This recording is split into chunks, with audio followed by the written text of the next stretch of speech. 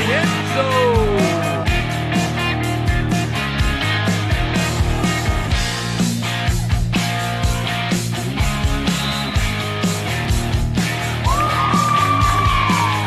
Comes off the check screen.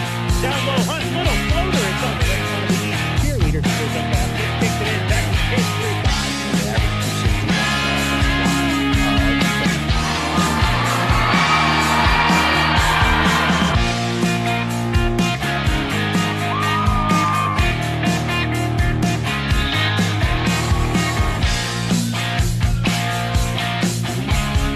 He is dumped by Billy Rogers. Rogers, one more to do.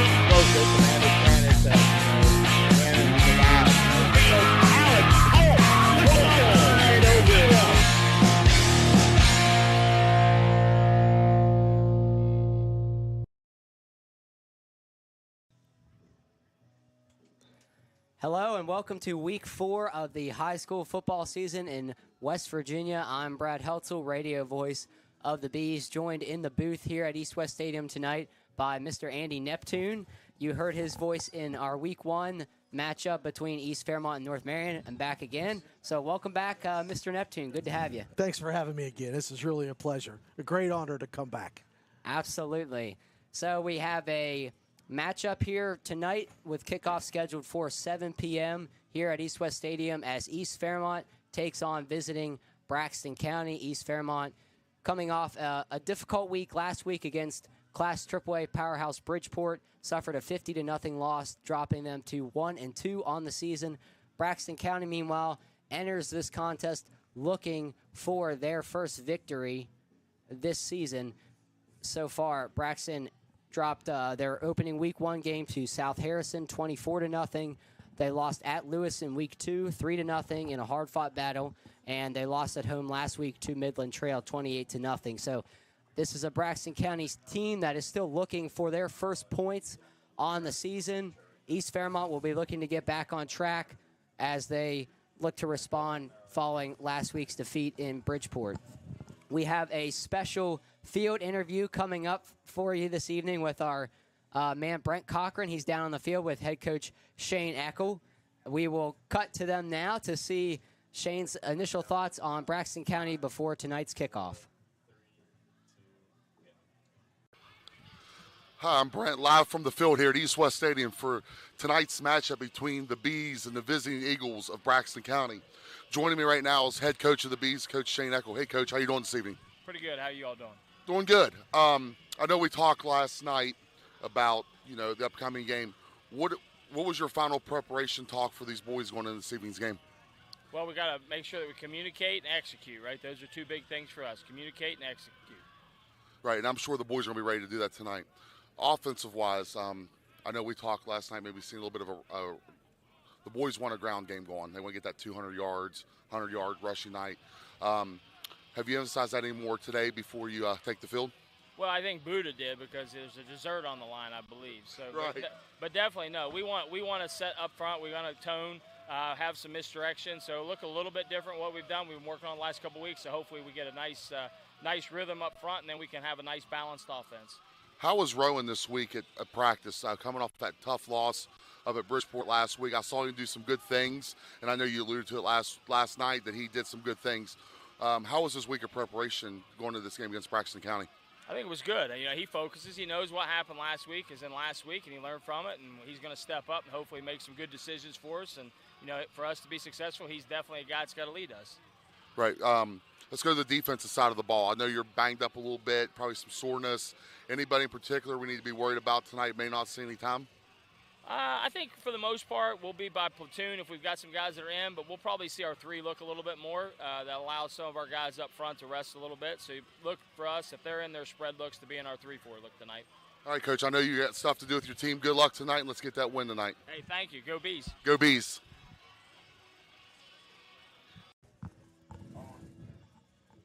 All right, thank you to Brent Cochran and head coach Shane Eckle for joining us before tonight's 7 p.m. kickoff. We will be back on EFSN momentarily as we will preview this game, talk about East Fairmont's season so far, what they have to look forward to tonight with their matchup against Braxton County. We will be back in 60 seconds here on the East Fairmont pregame show sponsored by Viking Contracting. Contracting. North Central West Virginia's general contractor, focused on the areas of additions, finished carpentry, electrical, kitchen and bath, decks, garages, and more, serving Marion and the surrounding counties. To schedule an estimate, call Ron at 304-534-2473. Viking Contracting, a veteran-owned and operated business.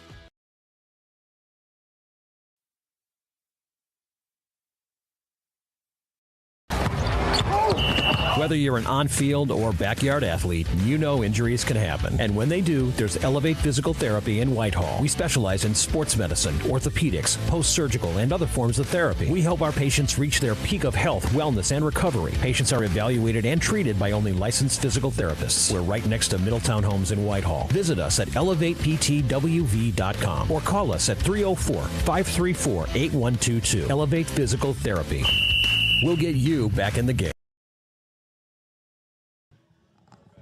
All right, welcome back to the East Fairmont pregame show sponsored by Viking Contracting.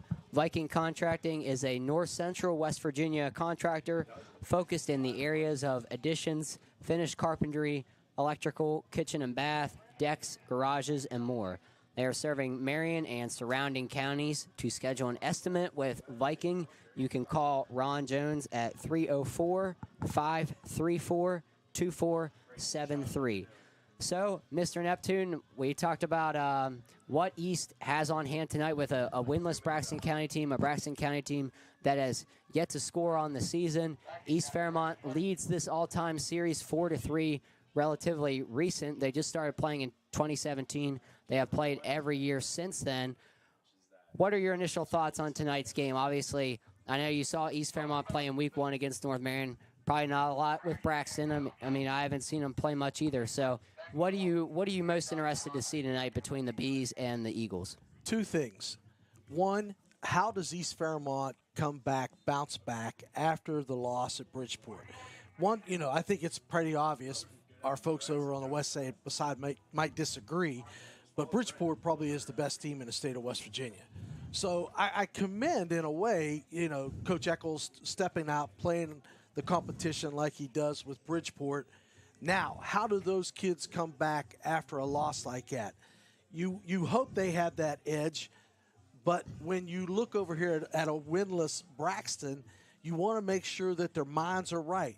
You don't want the student athlete to focus in on that 0-3 record. You want them to focus on how they corrected what they needed to correct from film work from Bridgeport and execute whether they're 0-3 or 3-0. And I truly believe that that's how Coach Eckle will have that team ready. Absolutely. We talked to Coach Eckle yesterday as part of our weekly East Fairmont Coaches Show, and he said at halftime of that Bridgeport game last week, they kind of had a heart-to-heart. Obviously, at that point, I think it was 43-0, Bridgeport leading at the break. So it was like, look, this game probably out of our hands at this point, but we're playing for pride now.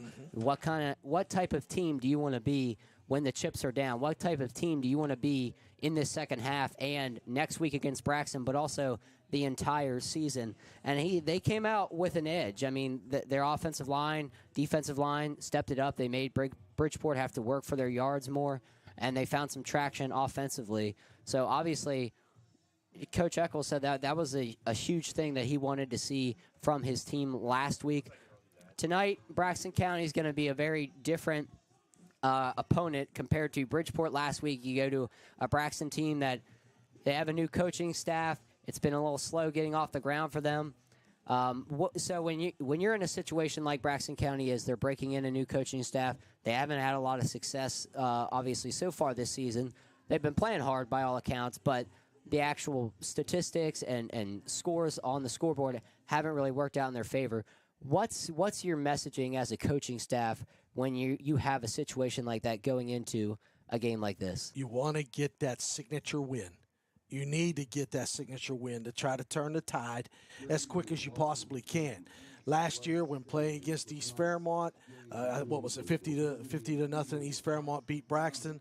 So, I'm sure that Braxton County's head coach is looking to be able to get those individuals going in the right track and get a signature win, and it would start against this East Fairmont football team. So I definitely think that's why East has to really, really focus in, let Bridgeport be behind, focus in on their opponent, because I guarantee you any coach in America is going to try to find that signature win, and Braxton's looking for that tonight. Yeah, absolutely.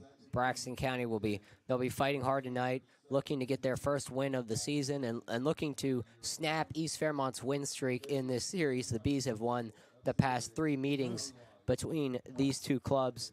We should also mention it is senior recognition night here at East West Stadium, as we are honoring multiple fall sports teams here at East Fairmont High School. Looks like we are cross country right now. We are recognizing the cross country seniors here at East Fairmont. We'll see cheer, band, so a whole lot of people to celebrate, and a lot of student athletes who have given a lot to this East Fairmont program being recognized tonight. So as we go, it's always good to see the administration down there to thank those student athletes as well. I see Kenny and Gretchen Hibbs down there with cross-country cheer, but it's always good to have that administration. Dr. Westfall does a tremendous job at East Fairmont High School, and I'm sure she's proud of every student, but tonight she gets to shake hands and congratulate those that have dedicated themselves to the school and to their sport. Yeah, absolutely. A big hand to our administration here at East Fairmont with Dr. Westfall, as Mr. Neptune mentioned, as well as Mr. Gary Reinhardt and Mrs. Valerie Reinhardt. And, of course, our athletic director here, James Peckman, also does a great job, does a lot for these fall sports teams. So we will take a break here at East West Stadium on our Viking contracting pregame show. We'll be back momentarily, be back in 60 seconds here at EFSN. Bees on the Air, E-Solutions, for all your residential, commercial, and industrial electrical needs. E-Solutions proudly supports East Fairmont Athletics. Let's go Bees!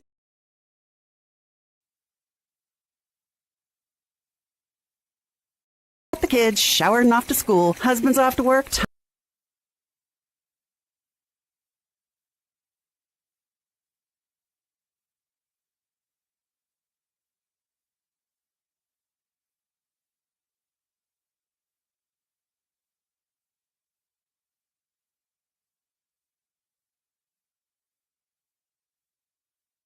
Rules and limitations apply. Rates, rewards, and restrictions may vary by account. Contact institution for details. Tickets, popcorn, and sodas. That'll be $35. Cash or debit? Debit! I mean, I'd like to use my debit card, please. Can I do it? Okay. All right! Swiping now! What if paying with your debit card was always this exciting? Kasasa Cashback is a free checking account that pays you for everyday debit card purchases every month you qualify. Plus, with ATM withdrawal fee refunds nationwide, that's a lot of extra cash to spend on whatever you like.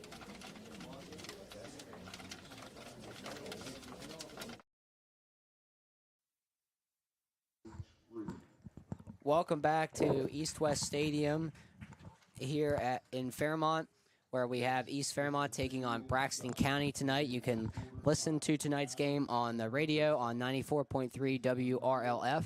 You can also tune in here at EFSN to broadcast the game on your YouTube feed. So while we continue to recognize the seniors of the fall sports programs, I want to take a moment to recognize our sponsors here at EFSN.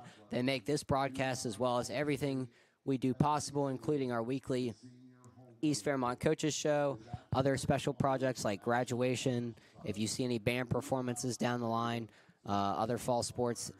EFSN kind of does it all here. We have a great staff, and we bring you as much coverage of East Fairmont athletics and events as possible.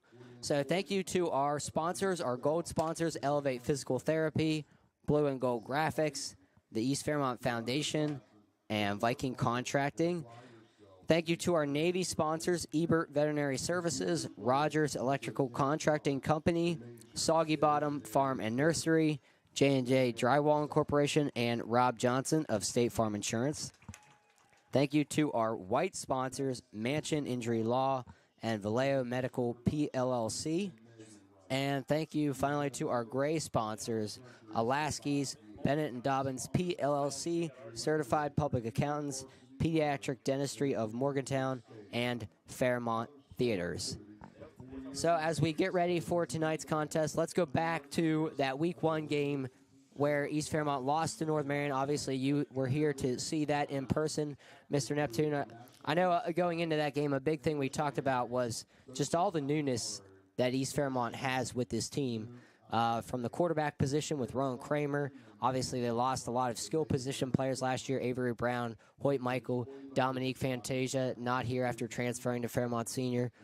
Lost a couple of other transfers, kids on the line.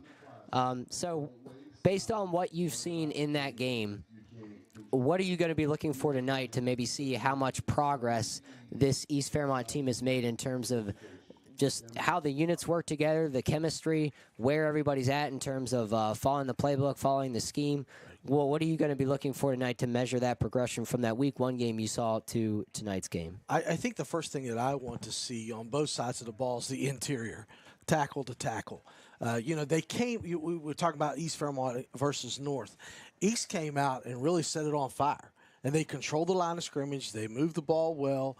It was the second half that they seemed to kind of get lost in transition or translation even, when they're looking to see what was going on, because it was almost a tale of two teams. And so I'm sure I've not, seen any film or anything from Bridgeport or the other previous game, Grafton, that how well is the line developing and how well is the defensive line controlling. And again, I don't think we can use the measuring stick against Bridgeport. So we really have to watch the interior part of this group work tonight. I think they have great consistency coming along with the new quarterback. Receivers, we know that they had excellent speed, got behind North Marion on a couple occasions. So I want to see inside the briar patch, as my old friend Gary White used to say. Who's the one that can control the briar patch, and how well are they developing down there? So offensive line, defensive line, the key here in the booth. We will see what Braxton County's coach has to say about this matchup now as we cut to our field man, Brent Cochran, with Braxton County head coach. Welcome back to East West Stadium. Now, a pleasure to interview coach from Braxton County, Coach Ezra Lewis. How are you this evening, sir? Not bad. How about yourself? Good. I know this is your first season coming as head coach of the Braxton County Eagles. You've had 3 tough games. You played Lewis County tough to a 3-0 loss. I know you guys were making some moves there to try to score, and some penalties hurt that.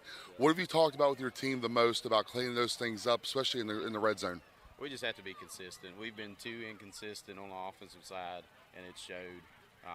Just missing blocks, missing holes that are open, and the penalties. If we clean them things up, we're going to really be able to jump forward in what it is we're trying to do. Right. I've looked at your roster just a little bit this evening.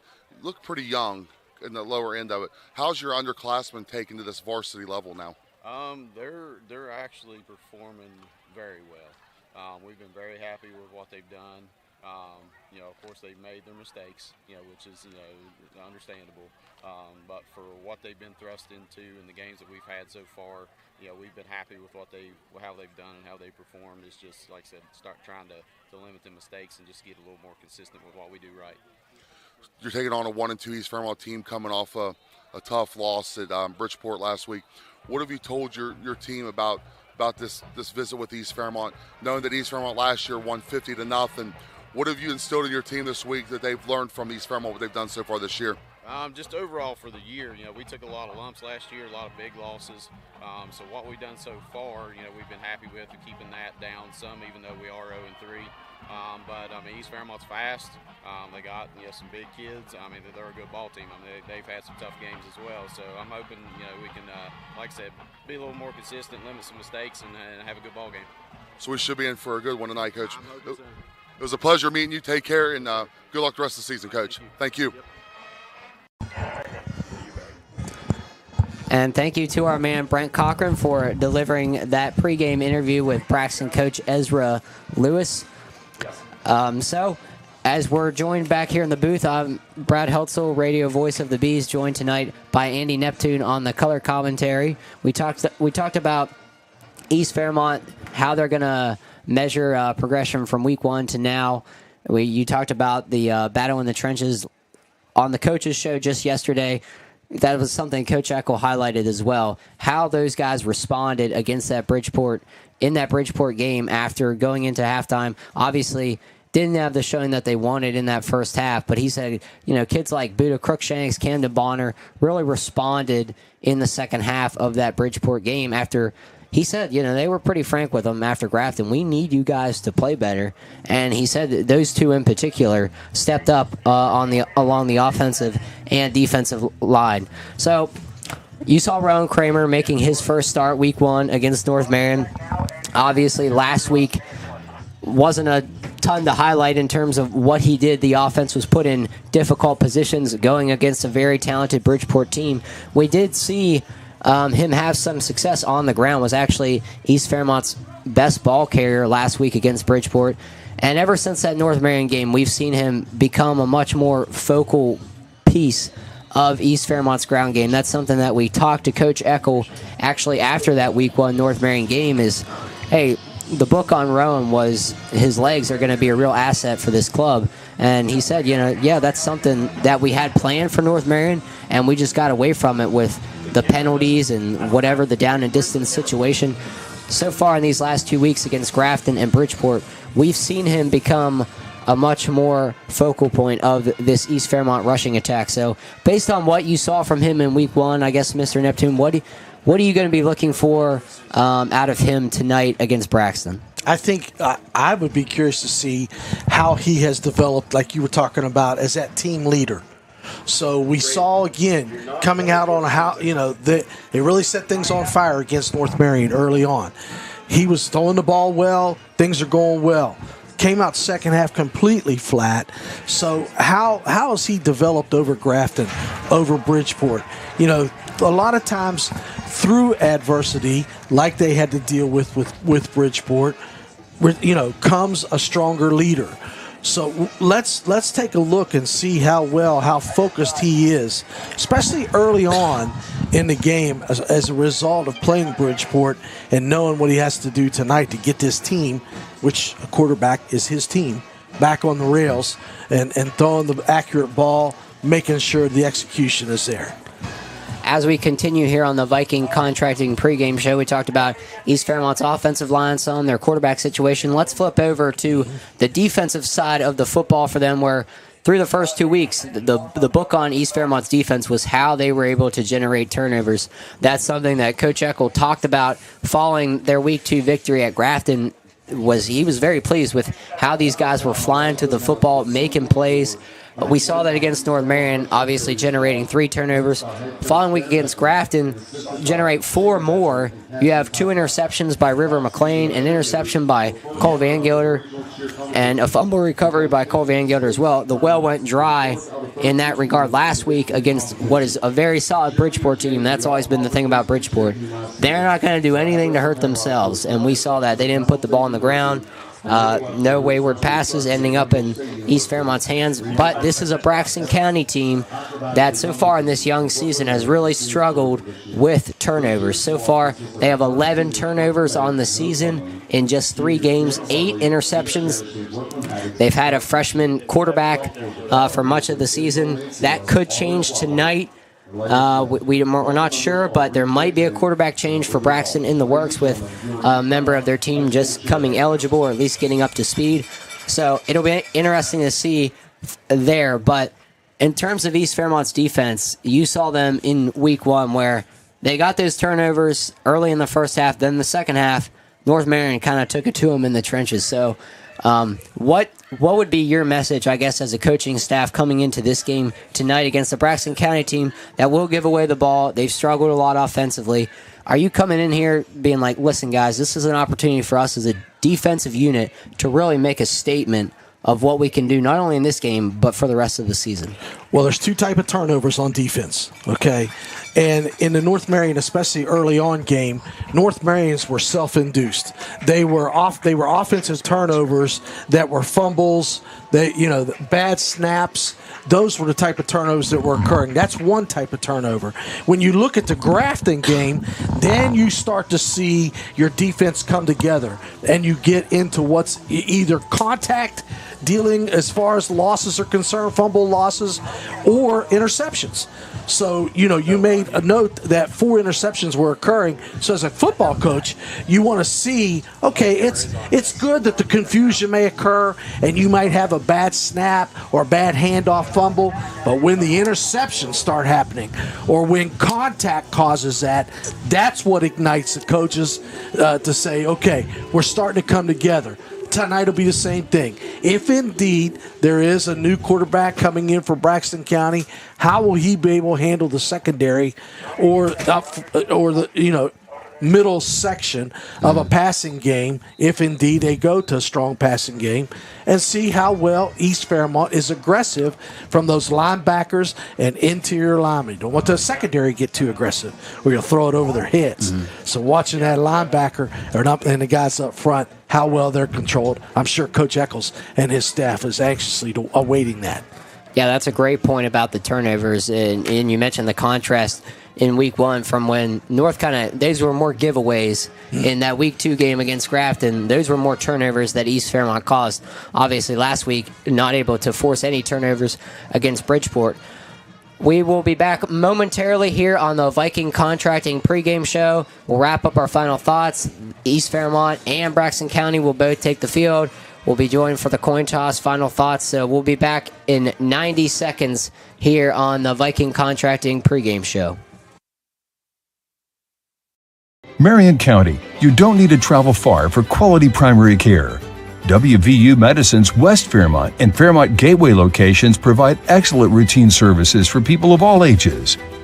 Improve your well-being by visiting the expert team at a WVU Medicine primary care office in your neighborhood. Visit wvumedicine.org/Fairmont Primary Care to learn more about WVU Medicine Primary Care in Fairmont.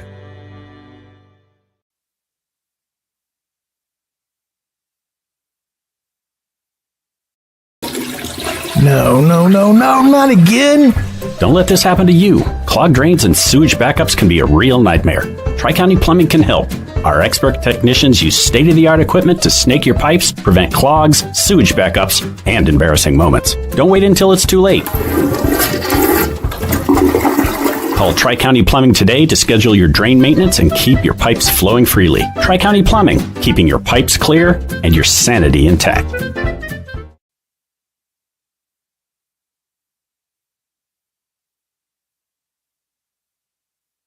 Your equipment ready to take the field? If not, check out John Deere's complete lineup of quality equipment at Middletown Tractor Sales.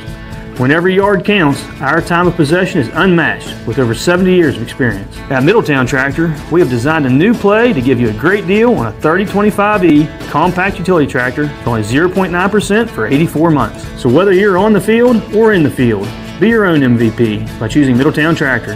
Shop MiddletownTractor.com and make your main factor Middletown Tractor.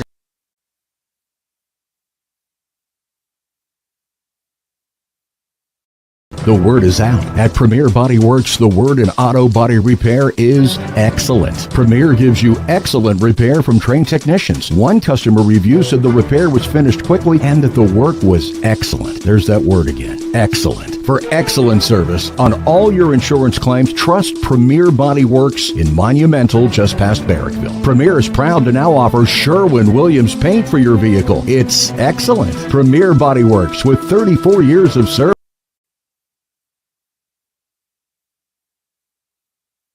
World where technology never stops. You need an electrical partner that keeps pace. eSolutions provides high-quality electrical services for homes, businesses, and industries. Our experts design, install, and maintain systems that power your life. But what sets us apart? Our unique blend of electrical and system integration expertise. We create solutions that optimize performance, efficiency, and safety. And we're hiring. Join our team of innovators and help shape the future of electrical solutions. eSolutions, powering your progress.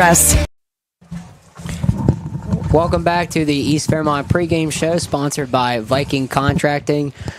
Special shout out to the East Fairmont Busy Bee Band as they just played the alma mater and the national anthem. So thank you to them for that. A great performance as always. When we are going into the break, we are talking about East Fairmont versus Braxton tonight. Braxton looking to get their first win of the season. East Fairmont looking to get back to 500 at 2-2 following last week's loss to Bridgeport. We talked about Braxton County coming into this game. They've had struggles offensively with turnovers, 0 points so far thus far this season.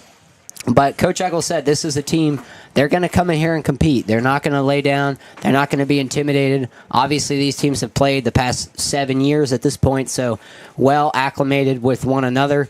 And he said, the book on Braxton County is always they do a lot with their formations. They'll line up in one formation, completely different formation the next play. They move their guys around. He said you'll see a guy lined up in the slot, and next play he's in the backfield. Next play, maybe he's tight to the line as some sort of an H-back.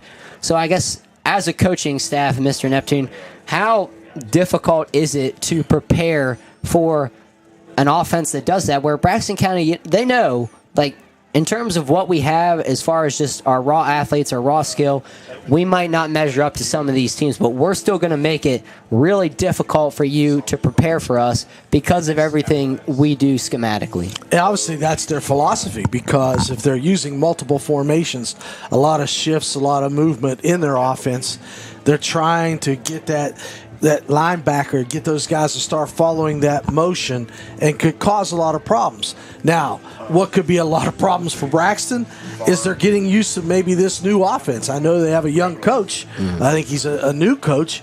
And so if he's brought this philosophy, there again, is that a hidden factor that they're 0-3, that they're adjusting to this type of offense? Because when you introduce that, you have to be ready for those kids to grasp it. And maybe that's the call. Now, the other side, East, stay disciplined. Read your keys. Linebackers, watch your guards. Don't get caught up in all the stuff behind it, and be disciplined. That's what we were talking about early, and that's what we're going to have to be watching. I see something over yonder in the far corner that's really unique about East Fairmont. They brought it, looks like the Pop Warner teams over to line up for the guys. You don't think that makes an impact? Let me tell you something, brother. I've been in education for 34 years. That makes a huge impact when those little ones, those little guys, those future Bs can be out on the field with that and slap maybe a high school player going by. I really commend those guys for doing it. That's big time. Awesome. Absolutely. A great family atmosphere shown by the entire East Fairmont football program. That's something that, you hear coaches tell these high school athletes all the time. You don't understand what you look like in the eyes for some of these young kids growing up. You guys are like superstars out here. That's right. And, for as much as folks like us talk about role modeling for those kids, this is where you see it. Come out to the ball game, you're about to take the field, and you got all these kids lined up to greet you as you run out. Pretty classy, I'm telling you. That is really, those kids will remember this night. I bet they were hard to handle today in the classroom because they got to wear their uniforms, and they were going to be on the field for the high school at East West Stadium. We take for granted, but this is big. There's probably a lot of kids over there that never set foot on this field. So it's very exciting. I commend both the Pop Warner organization and Coach Eccles to get that together. It's awesome. Absolutely. Love to see that between the two programs, the high school program as well as the Pop Warner middle school, JV, everything. So while we have a couple moments here, I do want to take another moment to recognize our sponsors. Thank you to First Viking Contracting for providing tonight's pregame show as well as the pregame show throughout this season. Viking Contracting is a North Central West Virginia contractor focused in the areas of additions, finished carpentry, electrical, kitchen and bath, decks, garages, and more. They are serving Marion as well as surrounding counties. To schedule an estimate with Viking Contracting, you can contact Ron Jones at 304-534-2473. Also want to recognize our other sponsors here at East Fairmont Athletics. They make all of these EFSN broadcasts possible that we do, be it Friday Night Lights, be it a volleyball match here, soccer, graduation down the line. Plenty of events for you to view here on the EFSN YouTube page.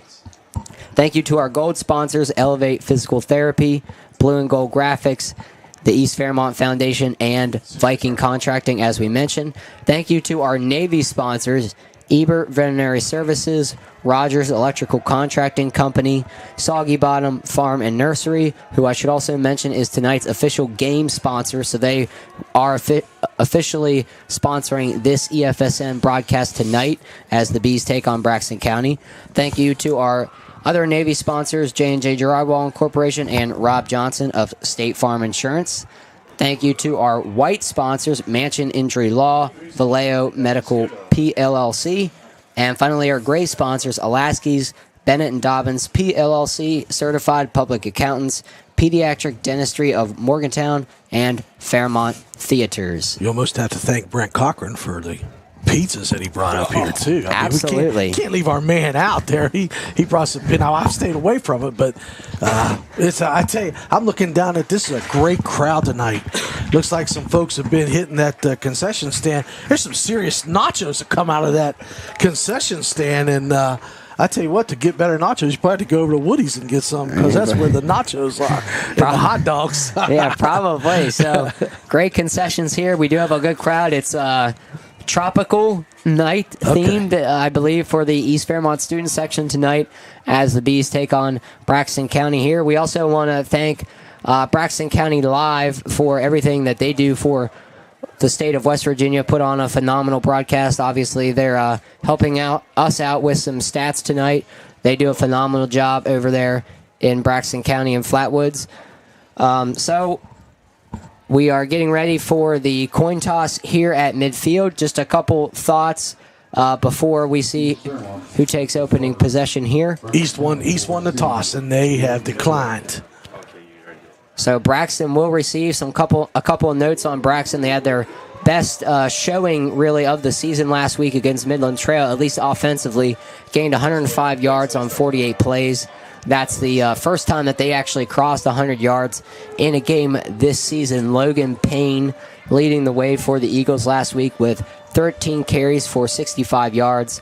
Landon Mays, the freshman, threw for 29 yards, also threw 4 interceptions. But as a freshman quarterback, you're going to have those lumps, those learning opportunities, and so far he's stuck it out very well for the Eagles behind center. Another name to keep an eye on tonight for the Eagles is Elijah Moore. He had 7 tackles, 3 tackles for loss, and 2 sacks last week against Midland Trail. Also had a nice game in their Week 2 loss to Lewis, where he had 7 tackles and 2 tackles for loss. And here comes East Fairmont. The Bees entering the field tonight, greeted by the next generation of Bees, as we spoke about moments ago. So certainly pumped up for tonight's contest at East West Stadium. 1-2 on the season. East Fairmont looking to get back to 2-2 tonight with a victory. Braxton County, as we mentioned, still looking for that first win of the season tonight at East West Stadium. Memory serves me right. The East Fairmont's kicker does a tremendous job.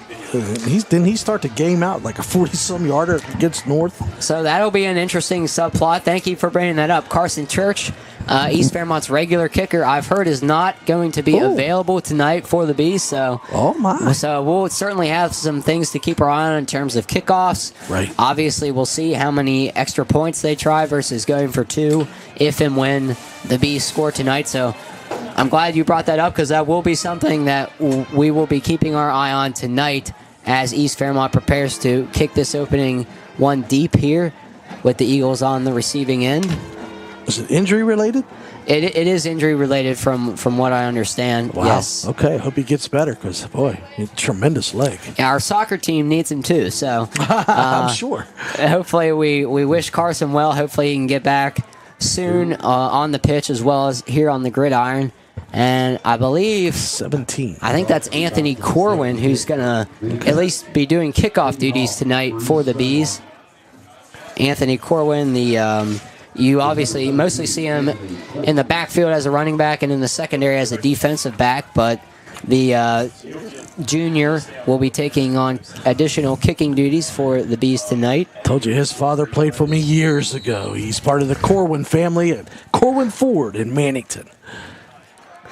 So a lot of family connections here, and here's the kick. Uh-oh. It's a short kick. Braxton bobbles it. They're just trying to get on it. I believe they did secure it, but obviously a shaky start there with Braxton fielding that one.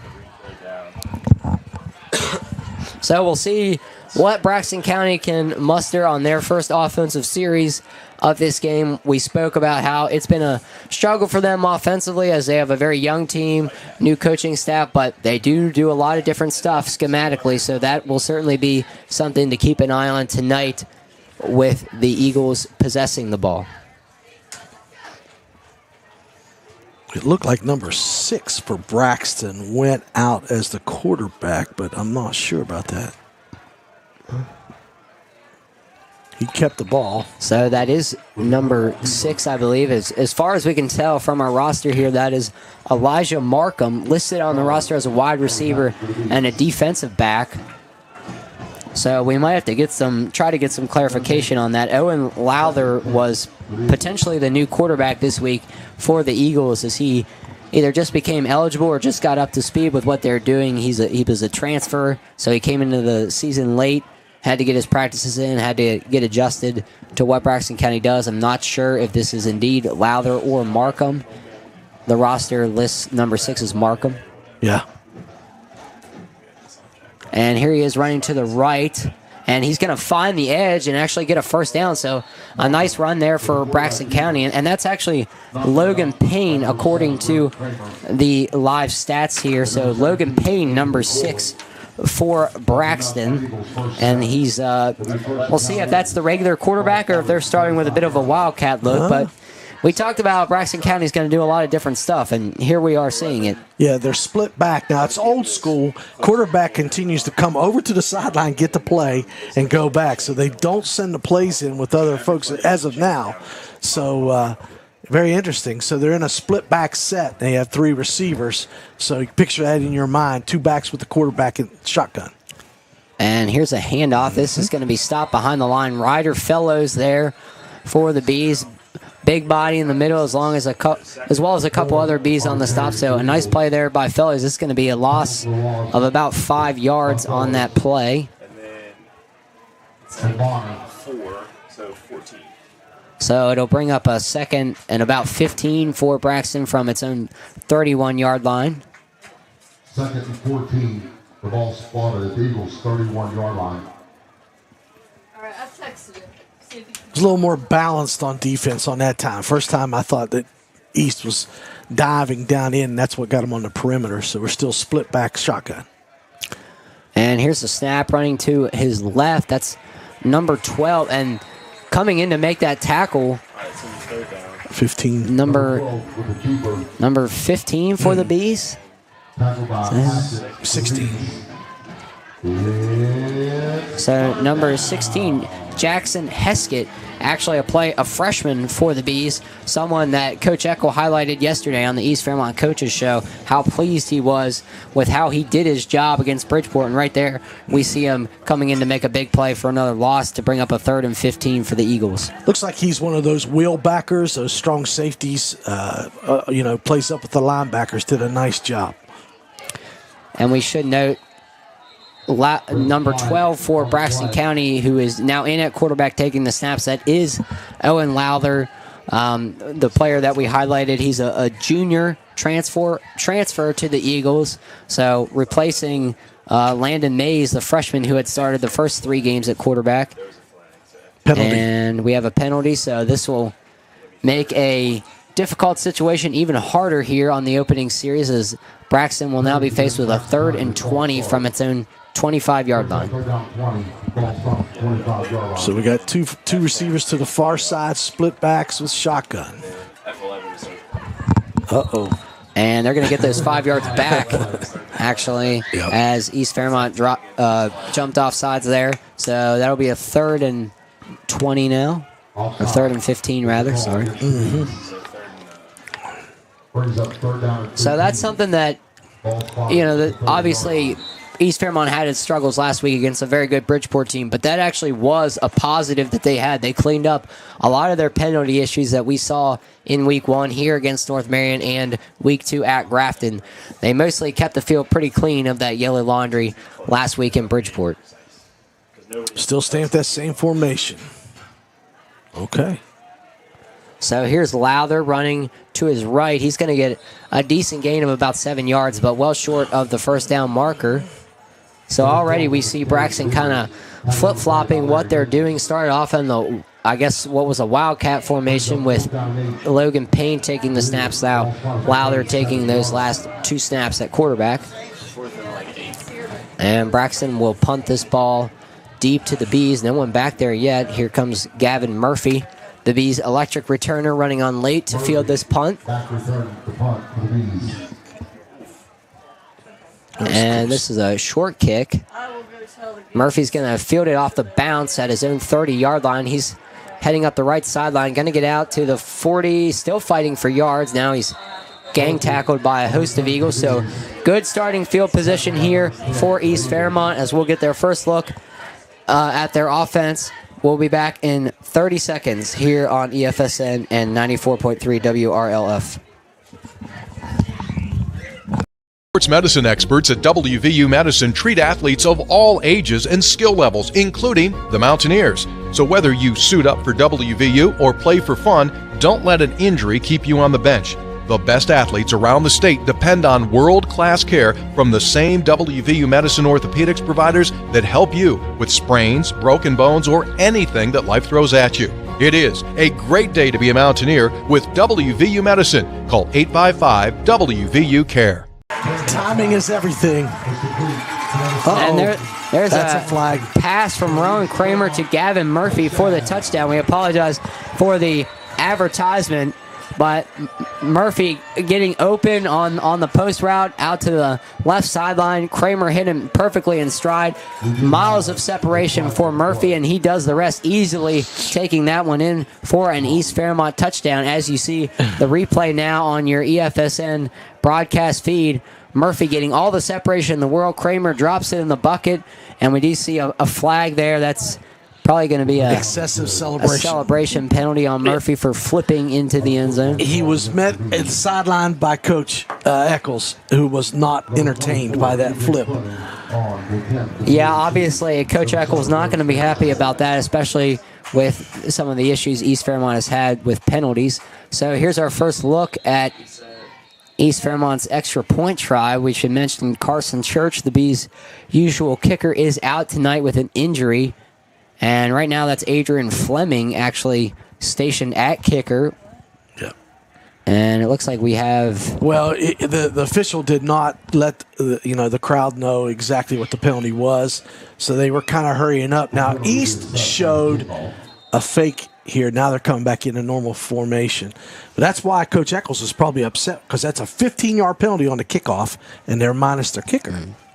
Yeah, great point there. Obviously, you don't want to make it any more difficult than it has to be. Fleming's kick is good, so a good job by Adrian Fleming filling in as the Bees kicker tonight. 1 for 1 thus far on extra points as Gavin Murphy opens the scoring with that touchdown pass. Officially 57 yards on that touchdown pass from Ron Kramer to Gavin Murphy. We'll be back in 60 seconds here at East West. Wonder how things just happen? Like in this town, if you say tires, you think Gwin. Well, it just doesn't happen. Fairmont thinks Gwin Tire Service because for 85 years, Gwin Tire has been the fair, honest dealer when it comes to tires. Find out why Fairmont doesn't think tires without thinking Gwin Tire Service. See Gwin's for brakes, shocks, state inspections, and more. 2 locations serving you better. Fairmont Avenue and the brand new Whitehall location in the back of Middletown Commons.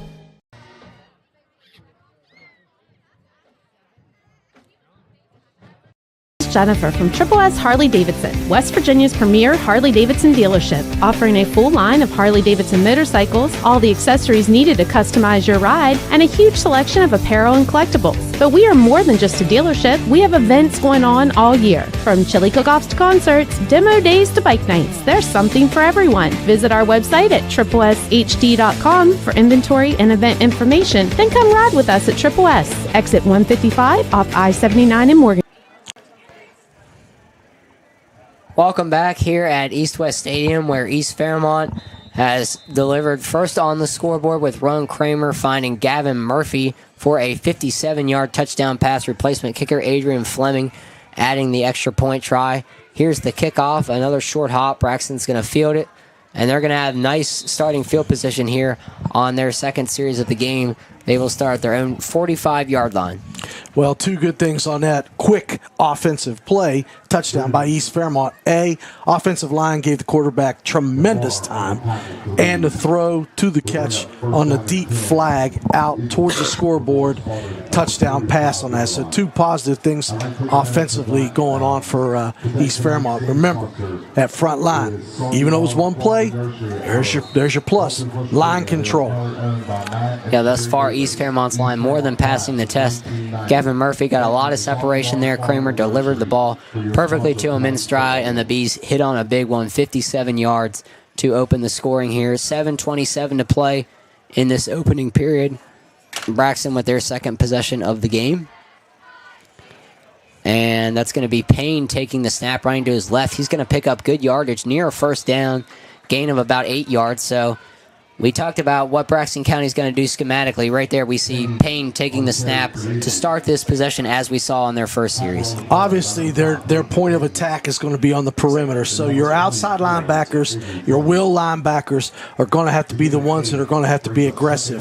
The big boy up front for East Fairmont is dominating that center, really pushing him back. So it's going to have to be either off tackle or beyond that if they're going to stick with the run. They've yet to put it in the air. Yeah, this is a Braxton County team that wasn't that shy about throwing the ball in the first 3 weeks of the season, but obviously making some changes at quarterback, so that will surely affect some things. So a timeout here by Braxton County. We will take a moment to take a break with them. We'll be back in 30 seconds here on EFSN and 94.3 WRLF. True stories from Huntington with Veronica and her banker, Roger. Veronica, you were nervous about trying to get a home. Why is that? Nobody likes to hear the word no. You know, one day I just said, okay, I'm gonna go talk to the banker. How'd it go, Roger? If there was a bump in the road, we hit it. But we navigated right through it. Veronica kept pushing. Get more than money from your bank. Welcome to Huntington. Real people compensated for true stories. Loan subject to credit application and approval. Equal housing lender. Welcome back to East West Stadium here in Fairmont, where East Fairmont is taking on Braxton County tonight. East Fairmont entering this game at 1-2. Braxton County 0-3. Bees have already struck here in this one, leading 7-0 with 6:37 to play in this opening period. Took the Bees just one play. Ron Kramer finding Gavin Murphy for a 57-yard touchdown pass on their first play from scrimmage. Braxton now looking to respond, stationed on the B side of the field with their second possession of the game. And they have a 2nd and 2 to go. Yep, still the same formation. Now we start to get a little motion. So Payne taking the snap, running to his right this time. A good play by Payne just to get back to the line of scrimmage after he was contacted behind the line there. So that's going to bring up a 3rd and short for the Eagles. Looks like, East Fairmont starting to focus early on those backers on the perimeter to get some pressure, because that's where they're going to attack, it appears. You don't see anything going up inside yet. Yeah, Braxton looking to get to the edge. They want to try to play the speed game, get their athletes in the space. That's something we talked to Coach Eckle about yesterday on the East Fairmont Coaches Show, sponsored by Elevate Physical Therapy, was how Braxton, they'll do whatever it takes to try to get their guys in space with the ball. So 3rd and 2 here. The Bees crowding the line of scrimmage. Braxton's going to run it up the middle this time. And they have a first down and more, so a nice play there by Braxton County. That's Elijah Moore on the carry there for the Eagles. Watching the nose tackle on that one for East Fairmont, he picked a side. He went left. They went to their left, which was East Fairmont's right, and found a crease upside. So bad choice by the nose tackle at East Fairmont, where they've just been bulldozing him straight back. I don't know. That must have been an interior stunt call. So Hayden Biggie on that tackle there for East Fairmont. Officially a 7-yard gain for Moore, as he now has 2 carries for 4 yards in this one. And here's Braxton again in the gun, 2 backs. It's going to be a handoff. I believe that's Moore on the carry again, a short gain. Hayden Biggie again on the stop for the Bees. Braxton's definitely a grinded type team so far. Now, be careful, secondary, don't fall asleep. Yeah, it's kind of like playing, when you watch Air Force and those guys in college, they run Georgia Tech, run the option, run the dive, run the option. Then all of a sudden, boom, air it out, pop it over their heads. So be anxious to see if they have a passing game at all. Yeah, absolutely, and that's a great point, especially with who East Fairmont played last week in Bridgeport. So you get so accustomed to the run, then they just pop a pass, and we saw them hit a couple big ones as we have some motion here on Braxton. That's going to be a false start to back them up. 34 in the backfield, started too soon.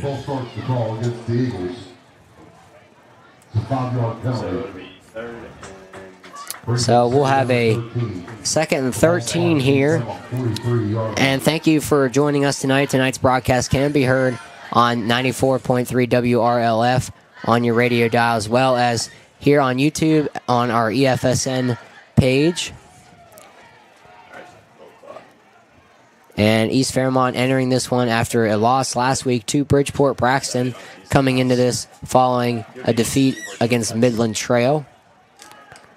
And here's a man in motion for the Eagles as they snap it and run back to the left, the far side. That's Lowther on the carry.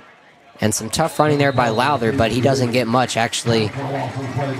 Maybe a loss, no gain, so taken down right at the line of scrimmage, despite the second effort. Good discipline by East Fairmont's number 1, that cornerback for them. Stayed, did not give up his outside, made a great tackle in the open field. Yeah, senior Cole Van Gilder setting the edge there from the cornerback spot for East Fairmont to make that stop. We'll bring up a 3rd and long, 3rd and 13 now at the East Fairmont 43-yard line for the Eagles. And this is Payne in the backfield. He's going to take the direct snap. Brought down quickly by the Bees. Yep, nice job down inside. Bonner listening to the PA announcer on the stop. Great job. Now, this is a difficult area. You going to punt it? Yeah, so 4th and 10. Braxton's at the East Fairmont 40-yard line. Right now, it looks like they are bringing their punt team on, trying to pin the Bees deep. So what do you think about this initial decision by Braxton County? Early on, I like it. They're only down by 7. Try to pin them deep. You got to watch east side speed, man. They'll get on you. And they're actually going to fake this punt. And this pass is intercepted. That's Hayden Biggie on the pick for the Bees. And he's going to bring this ball back to the East Fairmont 40-yard line. So not really going to be a change in field position for East Fairmont versus if that pass had just fallen incomplete. But Braxton going with the fake early, looking for a man over the middle, but Hayden Biggie right there to pick it off for the Bees. I guess if your intent was to go for it or fake, obviously the fake is the better choice. But I don't know. Only down by 7. I'd make you go as far as I could make you go. So what do you think about opting for the fake there rather than just keeping your offense on the field? Yeah. I mean, obviously that's a situation where East Fairmont, they're probably going to be somewhat ready for a fake when you're in that difficult field position where you might be thinking about going for it. No, we were at 2:24 left in the first, and that was their first pass. That might not have been the best choice, avoiding any type of passes, between 1st and 3rd down. If that's going to be your only pass so far as a fake punt, but we're not here to question the call of the coach. He obviously might have thought that was open, but obviously the Bees ended up squashed that real quick. Yeah, absolutely. So the punter with the first pass for the Eagles trying to get a name on that. Don't see a 15 listed on their roster here. So East Fairmont will take over at their own 40-yard line for their second possession of the game. Kramer in the gun. He's going to hand this off to Adrian Fleming. Fleming's going to gain about a yard on that play. See some early holes there. Good blocking by East Fairmont. Just got to hold those blocks a little bit longer to create the creases that they're looking for. Brings up second down and 7. The Bees. The ball spotted at the 43-yard line. So 2nd and 7 here for East Fairmont. Kramer with 2 receivers to his left, the far side of the field. And this is going to be another handoff to Fleming. And this is going to bring up a 3rd and about 3 yards. So a nice gain there by Fleming again. Number 36. Not bad up front from, as far as Braxton County is concerned. A couple nice down linemen that are aggressive. And we do have a number on who the punter was that threw that pass for Braxton County. That's Landon Mays, the freshman. So listed as number 11 on their roster. He's been their quarterback the first 3 weeks of the season. So they were obviously confident with what he could do. Here's a pitch on 3rd and 3 out to that's Mason Blaveld on the carry for the Beast. He's going to have the first down and more on that pitch to the left side. Good run, good seal on the edge. Nice play developed for East Fairmont through the toss sweep towards the scoreboard, which was the wide side of the field at that time. And nice job. Yeah, and offensive coordinator Ben Callaway getting some different guys involved. That's Mason Blaveld's first carry on the season, I believe. We typically see him lined up in the receiver spot when he is on the field offensively, but getting a pitch there and a nice run. Here's Kramer out of the gun. He's got time. He's looking deep. There's 2 Braxton County defenders out there, and that pass falls incomplete, which is the best you could hope for in that situation for East Fairmont, as Braxton County had 2 defenders in the area. I think when East looks back at that play, it was kind of strange. The snap really took a long time. It was an arch snap, and they're on a timing when you run that out flag, the deep flag that they're running. It caused the timing to go all haywire on that. So a 2nd and 10 for the Bees now. 44 seconds to play in this opening period. East Fairmont leading 7-0. Here's a handoff to Fleming, and he's going to be brought down in the backfield for a loss. That is number 56. Not sure who was on that stop for Braxton. No 56 listed on their roster. So I don't know whether they're going to run the play or not. They don't have to run the play. They could run the clock out, but it does look like they're going to go ahead with the play. Yeah, so here's Kramer out of the gun. They bring a man in motion. That's Tristan Boone, I believe, for the Bees. Kramer's going to keep it himself. He's got a gain of about 5, so we'll see a 4th down coming up here, and there's actually the clock's going to stop as Kramer ran out of bounds. So East Fairmont will have about a 4th and 7 coming up here from the Braxton 41-yard line. Yeah, I'm sure Coach Eckle would like that back. Check the 35-second clock and or 25-second clock and hold that then, because now he's got to do something on 4th down. You see the orange sticks? So the offense is staying out there. Kramer in the gun, Fleming behind him in a pistol look. Hayden Biggie, the H-back, 2 receivers to the near side of the field here. And this is going to be a handoff to Fleming. Interesting. And he didn't get that. Gain of about 3 yards on a 4th and 7. So interesting decision there to run it on 4th and 7. We'll talk about it when we come back here. East Fairmont leading this one 7-0 after the first period. We'll be back in 60 seconds here at East West Stadium. Today you can buy factory parts correct for your vehicle at a fraction of the cost of new. When you walk into Pickup City, knowledgeable parts professionals can provide you with factory takeoff parts for most makes and models of foreign and domestic vehicles at a fraction of the cost of the factory dealership. Inventory arrives daily, and remember, Pickup City offers free delivery to repair facilities. It's family owned and operated and dedicated to saving you money for 2 generations. Smart do-it-yourselfers and repair shops go to Pickup City, quarter mile off I-79 on Middletown Road.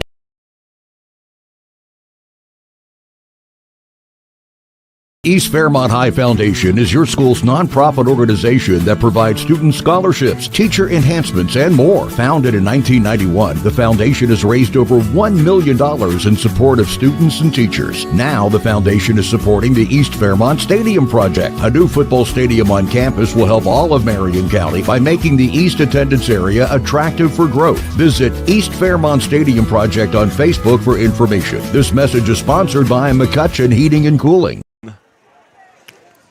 Welcome back to East West Stadium, where we are ready to start quarter number 2. East Fairmont leading 7-0 here in this one. Rowan Kramer finding Gavin Murphy for a 57-yard touchdown pass to account for the lone score in this one. Thank you for joining us tonight. This game sponsored by Soggy Bottom Farm and Nursery, located in Elkins, West Virginia. So thank you to them for their sponsorship. Braxton County possessing the ball now. First down run goes for about 4 yards, so Braxton will have this at their own 42-yard line, 2nd and 5 officially for the Eagles.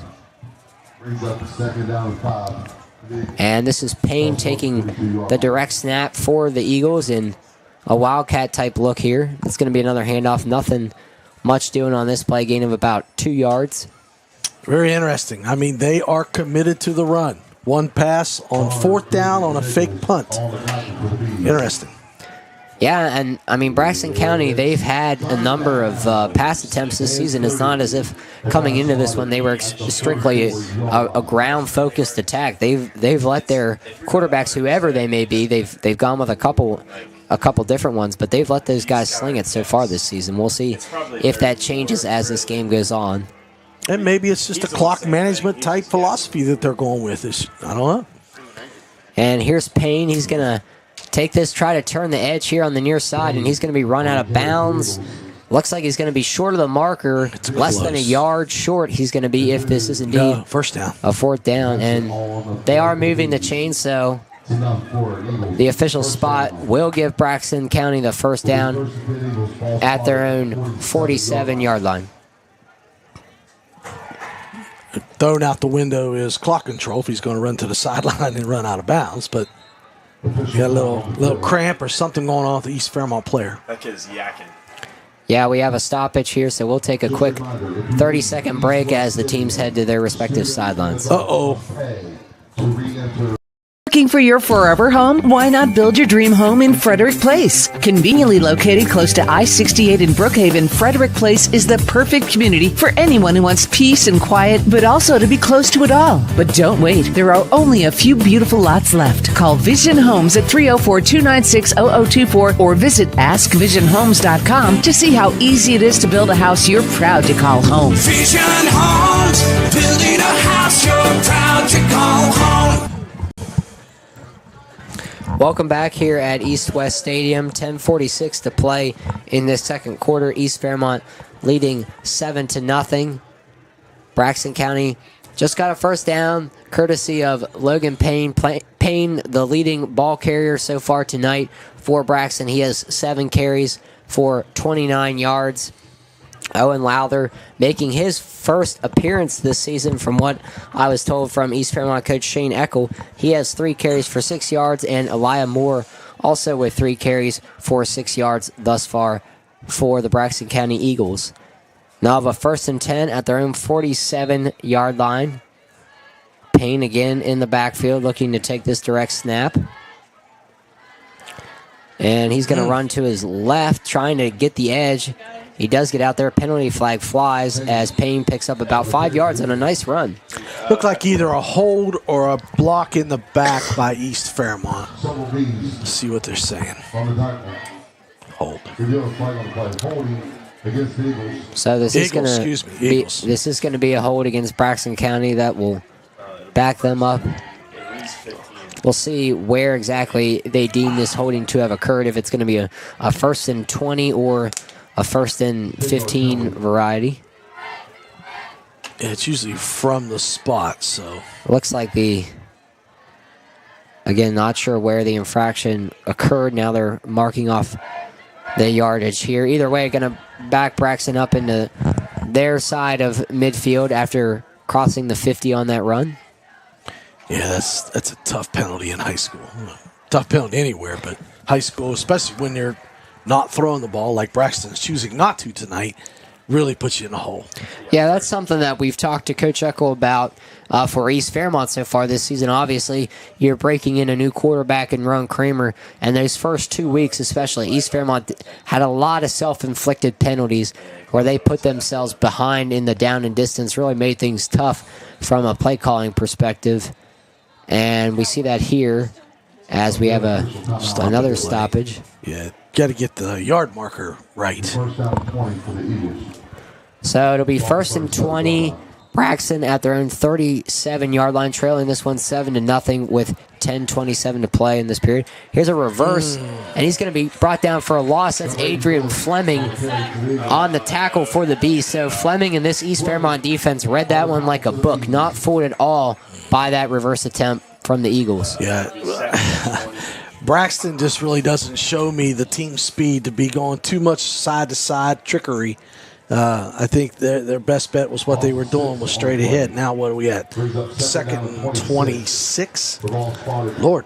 Yeah, so we mentioned the lack of passing attempts thus far. You got to figure one's going to be coming either on this down or the next with Braxton facing a 2nd and 26. Look how close up. I mean, if you're going to do it, you know. Yeah, East Fairmont with everyone up in the box, no deep safety at all. And here's a run by Moore. He's going to get out to his own 41, so a gain of about 10 is going to set up at least a 3rd and manageable here, 3rd and about 16 Braxton's looking at. Yeah. You know, they're going in the right direction. If they would have went much further, they'd have been at A Street Confectionery. Yeah, that's a great point. Obviously, the Eagles backed up tremendously on that series there. If it's still A Street Confectionery, I don't know. I believe it's A Street, what is it, just Bar and Grill? A Street Bar and Grill? Okay. I have gone there since they remodeled. So I got to go. Yeah, so worth checking out for sure. Good cutback. And a 3rd down run here by Braxton. He's going to be well short of the marker, so another punt coming up. East Fairmont's Larry Nichols hobbling off. We hope that's just a cramp or maybe a tweaked ankle.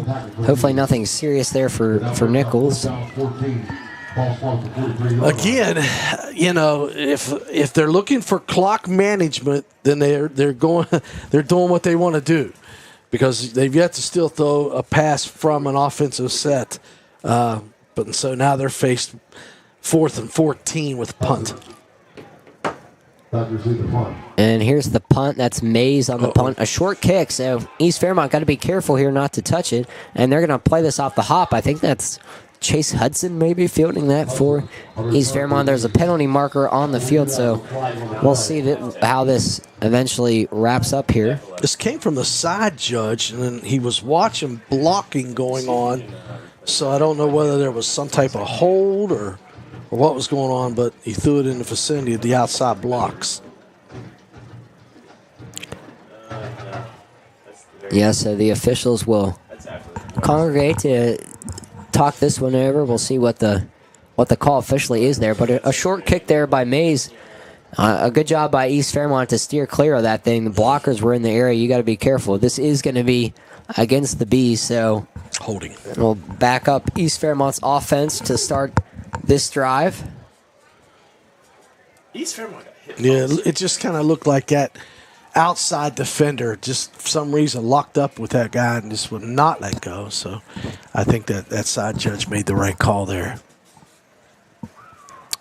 So this ball will officially be spotted at East Fairmont's own 31-yard line as Ron Kramer and the offense comes back onto the field for their 3rd series of the game. This kid's uncovered over here towards us in the slot set. Yeah, so now Braxton starts to shade that way a bit, but Kramer looking in that direction. He's got an underneath route, and that pass is caught. And a nice run after the catch there by Wilson for the Bees. So that's East Fairmont's Connor Wilson, the sophomore, on the reception there. He's going to pick up a gain of 18. So a really nice play. You had a route going over the top, and then that other second route coming in right underneath of it. Braxton's in a too deep zone, and it was an excellent read by the quarterback from East Fairmont. Looked for the underneath that came underneath on the pass, and a great yards after catch by the kid from East Fairmont. East Fairmont going to stay with two receivers to Kramer's left. This is going to be a handoff to Fleming. He's got some room. His best run of the night. He gets about 7 yards on that first down play. So a second and short now as Fleming crosses midfield. Ball at the Braxton 45-yard line. Always good to be second and 4, especially off of a first down run. Gives you a lot of options as offensive coordinator. Absolutely. So East Fairmont leading this one 7-0. Now with their third possession of the game in Braxton territory with 7 minutes to play in this second period. Kramer in the gun, Fleming to his right. This is going to be a handoff to Fleming. Gets some nice lead blocks there, gets the edge, and he's going to have a first down and more, run out of bounds at the Braxton 30-yard line. So another nice run there by Fleming. Braxton losing containment, and that's why they're able to bounce it to the outside. Just very basic defense by Braxton County. They're running a 4-front, so everything's kind of zone related. Once you can get that perimeter like that, then heads up. Yeah, so Fleming with a nice gain there, and East Fairmont will have 1st and 10 at the Braxton 30. Here's another handoff. Don't get a replay. Braden's running. That's Fleming again. Or I'm not sure who that was on the carry for the Bees. Again, 6 yards on the carry, on first down carry. So sets up great things for your offense. I believe that was Blauvelt on that last carry for the Bees, gain of 6 yards. So his second attempt tonight. He now up to 15 yards on the evening. 2nd and 4 for East Fairmont. Kramer looking to his left. Now he's going to try to escape the pocket. He's throwing over the middle. A lot of coverage there. This ball's deflected up into the air. And that was nearly hauled in yet by East Fairmont. I believe that's Tristan Boone or Connor Wilson, the intended receiver. Kramer shows a little bit of his inexperience. Golden rule for quarterback: never late down the middle. And he paused, had two defenders in that middle, tried to force that. Very fortunate he didn't get it picked off. Yeah, 2 Braxton County defensive backs in the area as Kramer looking for the deep shot there. 3rd and 4 now for East Fairmont. Kramer with Blauvelt to his right. He's going to fake it, now keep it himself on the RPO.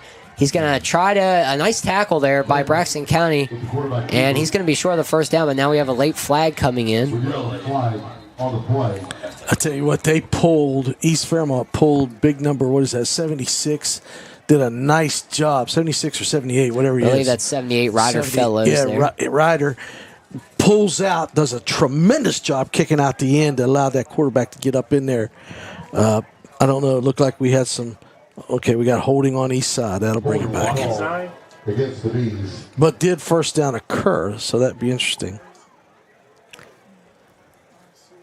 So it looks like it is going to remain 3rd down. Kramer coming up just short on that. We'll see where they officially spot this ball, but it's going to be a 3rd and long for East Fairmont from the Braxton County 34-yard line.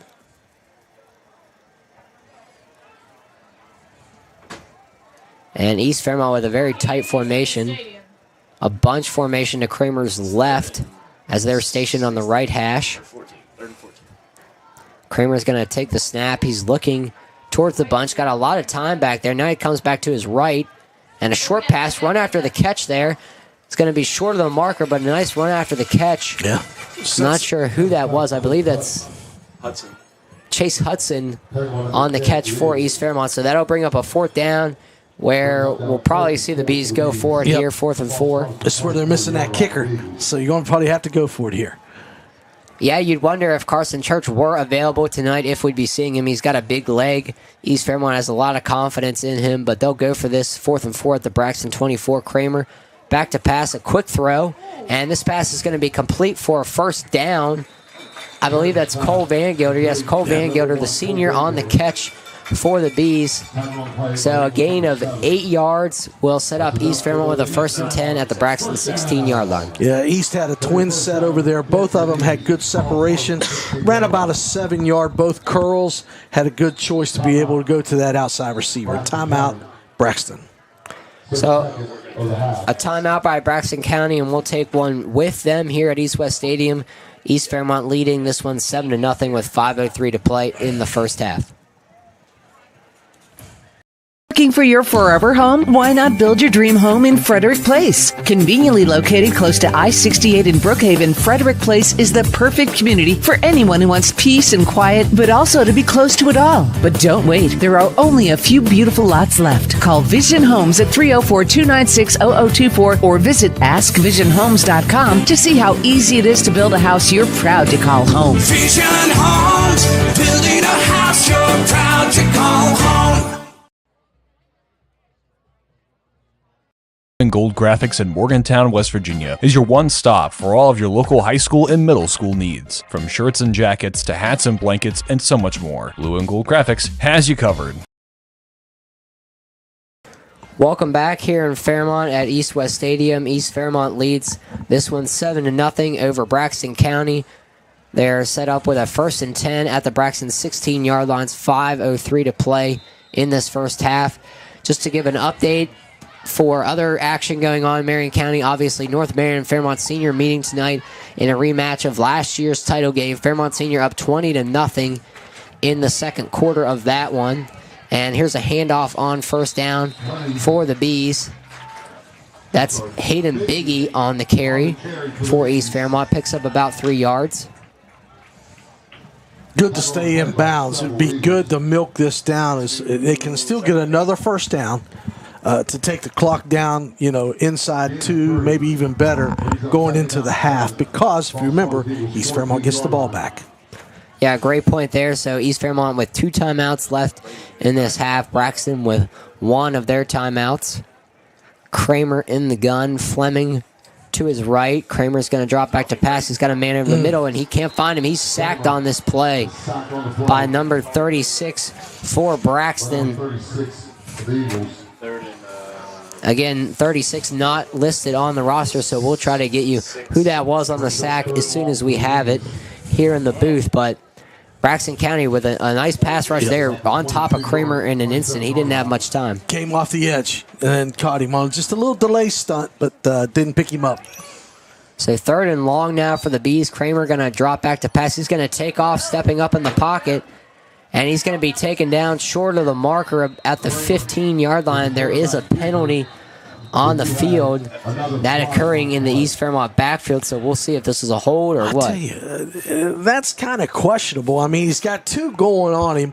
He's sustaining his blocks. I think if I'm Coach Eckle, I might have to have a discussion with the white hat on that, because to me, it did not look like it was a hold. He didn't pull him down. He didn't have jersey. But that's probably what the call's going to look like, what the call's going to be. And it continues to come off of the left edge, and it continues to be behind the line of scrimmage. So I don't know what's going on there. Thank you.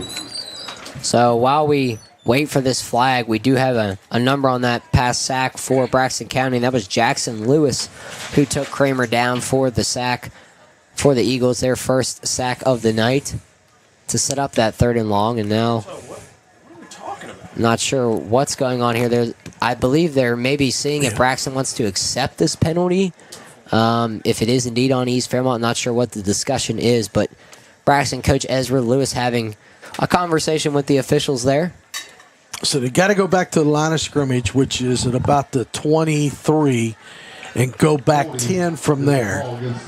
So I don't know whether Braxton County thought that it was a spot because of a hole on the spot, but that can't be the same. But we're going the other direction now. So Braxton was about as deep as 8th Street Confectionery, so East is starting to get out there by Woods Boat Docks. They're going the wrong direction. They are indeed going in the wrong direction. A 3rd and forever now. Officially marked as a 3rd and 25 from the Braxton 32. So we'll see if they can get all of this yardage or at least some of it back here. Kramer back to pass. He's got a lot of time. Now he's going to scramble out of the pocket, throwing this for the end zone. He's got a man wide open down there, and it's going to be an East Fairmont touchdown. So Rowan Kramer buying some time, launching that one deep, and he hits a 32-yard touchdown pass. Let's go back to what we were talking about. Does he have time? How well is the offensive line going to work coming back from Bridgeport? He could have had a Carl Cessno's pepperoni roll and ate it and then threw it, and the receiver standing wide open. What a backbreaker for Braxton on that. Now, last time East was in this formation on the PAT, they're coming back in now. Yeah, trying to figure out who that was on the catch. I believe it was Tristan Boone, but not sure on that catch for the Bees. No good on the PAT. It's no good. So PAT missed by the fill-in kicker Adrian Fleming tonight. And East Fairmont leads this one 13-0 now with 3:25 to play. That touchdown pass to Connor Wilson. So Rowan Kramer, his second touchdown pass of the night, finds Connor Wilson from 32 yards out as East Fairmont leads this 13-0. We'll be back in 60 seconds.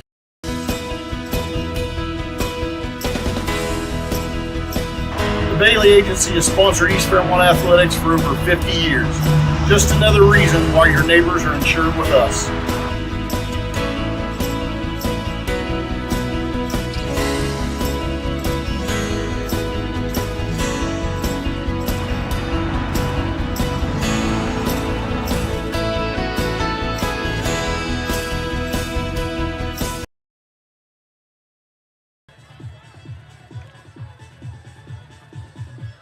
Bees on the air, E-Solutions for all your residential, commercial, and industrial electrical needs. E-Solutions proudly supports East Fairmont Athletics. Let's go Bees!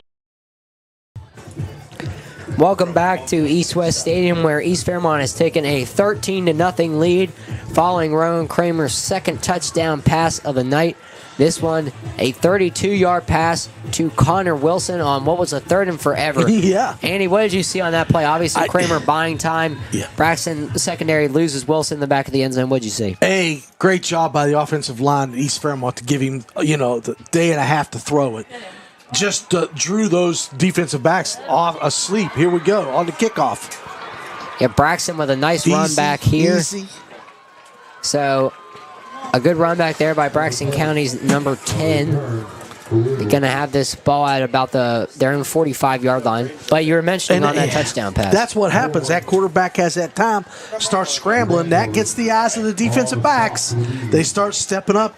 East Fairmont is standing back there almost with a band and just wide open. Beautiful throw from the quarterback. Yeah, Connor Wilson had that corner all reserved for himself. Yeah. The back corner of that end zone. No one really even near him as Kramer was able to buy time, extend things, and then find Wilson downfield for the touchdown. So Braxton will take over with 3:18 to play in this opening half. One timeout for the Eagles, trailing 13-0 at their own 46-yard line. And that's going to be a jump offsides there. Camden Bonner, the guilty party for the Bees. So that's going to push the ball across midfield for the Eagles. I'm sure Coach Eckles, I see him on the field pretty energized. You're sitting at 3:18. You have 2 timeouts. Love to have that ball back one more shot before you go into the half. That's not a good way to start, with an offsides. Absolutely. Gifting Braxton some free yardage there. And the Eagles looking for their first points of the season still. Scoreless in their first 3 games entering tonight. So far, nothing on the scoreboard, although they have gotten some traction. Here's Payne on the direct snap. He's going to carry this one for about a yard. I don't know if I've ever coached a game or announced a game that there's been no offensive passes yet. I guess, a fake punt, I don't know if you consider that actually an offensive pass, but for at least from the line of scrimmage, offensive set. Yeah, so far Braxton with more completions to the East Fairmont defense. rather than their own offense with that lone pass attempt on the fake punt being intercepted earlier in this one by East Fairmont's Hayden Biggie. Yeah. Maybe the second half, it's kind of like Rocky and he's going to come out the second, switch hands, go from south right to the left hand. He knows no moves in the 80s. You mean I knew Rocky? I haven't watched the whole thing. I did try to watch Rocky one time. You tried to watch it? I got like 15 minutes in, and the beginning of it is very slow. It's very slow. I didn't make it to the fight scene. That's a shame because it really got better. Well, he made like 6 of them, so something had to come along well. Absolutely. So that's on my watch list. I got a whole list of movies from our athletic director James Beckman on my watch list that I got to watch. So. Well, they're the ones that I told him to watch as a kid when I taught him in school. So Braxton has a 3rd and 5 now at the 50. This is going to be a direct snap, and nothing doing there as East Fairmont wraps that thing up right at the line of scrimmage. Buda Crookshanks on the stop for East Fairmont. Was taking on a blocker, just extended his arm, wrapped that guy up for no gain. Just got another score from up at North, 33-6, I think at half. So an update from Rachel as Fairmont Senior leads North Marion. We have a timeout here by the Bees, so we'll take a 30-second break and be back here momentarily at East West Stadium.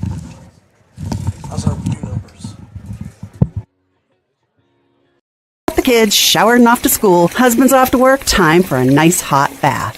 Ah! Cold water! Don't let a cold bath ruin your day. Tri-County Plumbing is here to help. Our expert technicians can install a new hot water heater so you can enjoy a warm and relaxing bath whenever you want. And our team is dedicated to providing fast and reliable service. We serve Mon, Marion, and Preston counties, and our team is dedicated to providing fast and reliable service. Don't wait any longer. Call Tri-County Plumbing today or online at tricounty-pc.com. Tri-County Plumbing, keeping your water hot and your day relaxing. Welcome back to East West Stadium. East Fairmont leads this one 13-0 with 1:21 to play in this opening half. Braxton facing a 4th and 5 at midfield. East Fairmont just called timeout, hoping to get this ball back one last time before the half. So I know coming into this we talked about what we were expecting to see from quarterback Rowan Kramer and this East Fairmont offense. First time you've gotten to see him from week 1. What's been your initial impressions so far early on in this one? Good improvement. Good line work. Don't jump, Eastside. Don't jump. Yeah, Braxton lining up to go for this one. They are going to snap it. A pass. That's Mays back to pass again, and nowhere to go with this one. This is going to be incomplete, so a turnover on downs there for the Eagles. East Fairmont will take over at midfield, 1:16 to play in this half.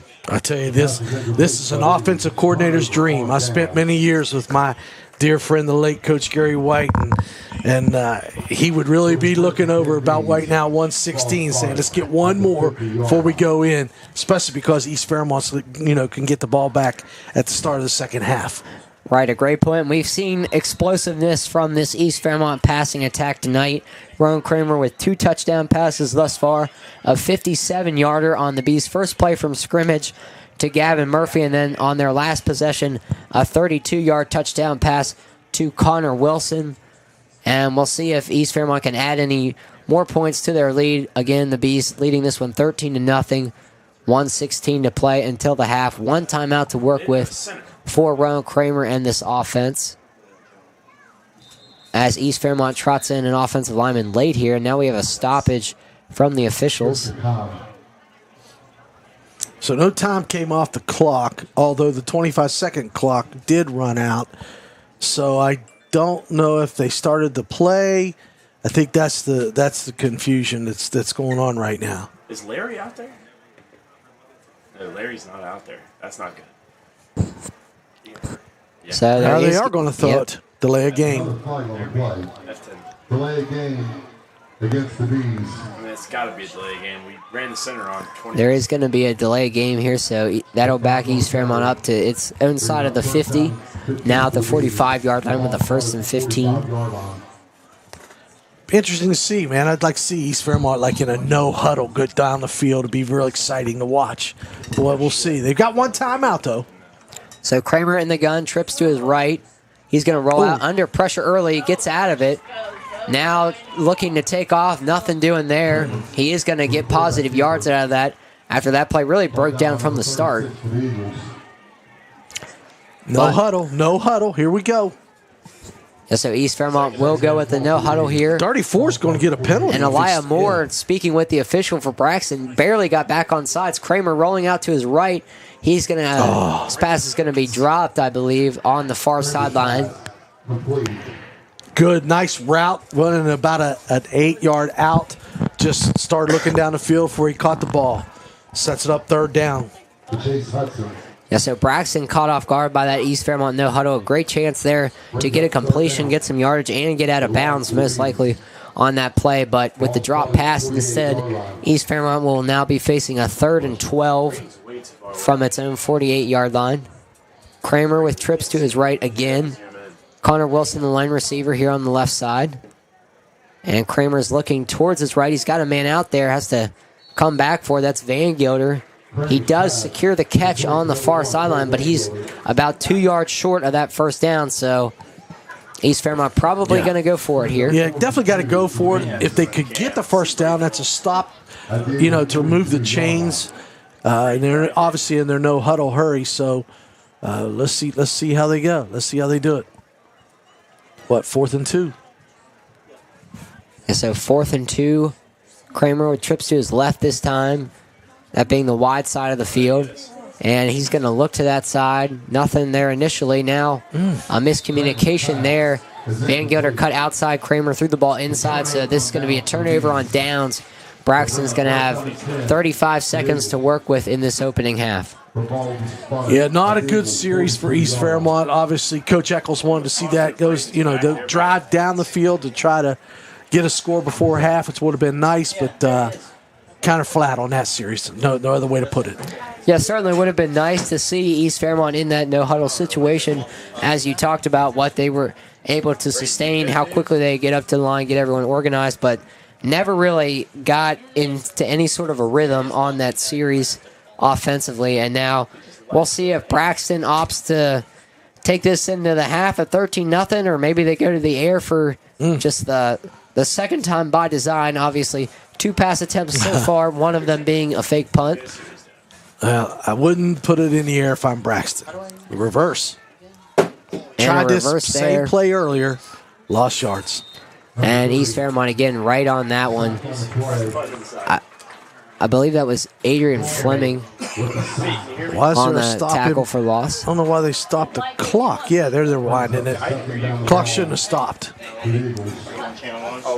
So with that loss, by all accounts, that will likely take us into the break here as the clock ticks under 15 seconds. So East Fairmont will go into halftime leading this one 13-0. 2 touchdown passes in that opening half from Ron Kramer. And we have a timeout with 2 seconds to play. So Braxton not done yet in this first half. Thought they were just going to let the clock run out, but they're going to take one last crack at this, it looks like. I don't know if they, feel like they want to get their money's worth and use all the timeouts. Maybe off of that, dead 2-time reverse. There's a throw off of this. I can't imagine that they would do anything but keep the ball on the ground. Yeah, we'll see with how East Fairmont's been able to get into Braxton's backfield, where the ball is on their side of the field at the 36. I mean, you got a trick play is probably more likely to be a disaster here for Braxton rather than a positive play. But we'll see what they opt to do coming out of this timeout. Will certainly be an interesting situation for sure. I was already getting ready for the golden band from Eastland going, so but we've got to put it off a little bit. Yeah, that Busy Bee band and the Honeybees with some getting ready over there. Extra prep time. Yep. As if they really need it, obviously. Coming off the band spectacular. Yeah. I had folks from Charleston drive up to watch the golden band from Eastside play the other night for the band spectacular. Yeah, obviously East Fairmont's band well recognized. The Busy Bee band, TJ Bean, our band director, does a great job here at East Fairmont High School. Does a tremendous job. And Braxton will look to keep it on the ground this last play. Payne's going to get a gain of about 4 yards. So that's going to take us into halftime. East Fairmont leading this one 13-0. The Ron Kramer accounting for 2 touchdown passes in that first half, hitting Gavin Murphy for a 57-yard touchdown on the Bees' first play from scrimmage. And then later in the second period, Ron Kramer with another nice play to extend it, finding Connor Wilson for a 32-yard touchdown pass. So 2 touchdown passes thus far by Ron Kramer. A nice job by this East Fairmont defense to pitch a shutout through the first 2 quarters, and they lead this one 13-0. We'll be back here momentarily for the East Fairmont halftime show sponsored by Blue and Gold Graphics. We'll check out the Busy Bee Band as well as give you some halftime stats and what to look for coming up in this second half. So we'll be back here in 90 seconds on EFSN and 94.3 WRLF. Bees on the Air, E-Solutions for all your residential, commercial, and industrial electrical needs. E-Solutions proudly supports East Fairmont Athletics. Let's go Bees!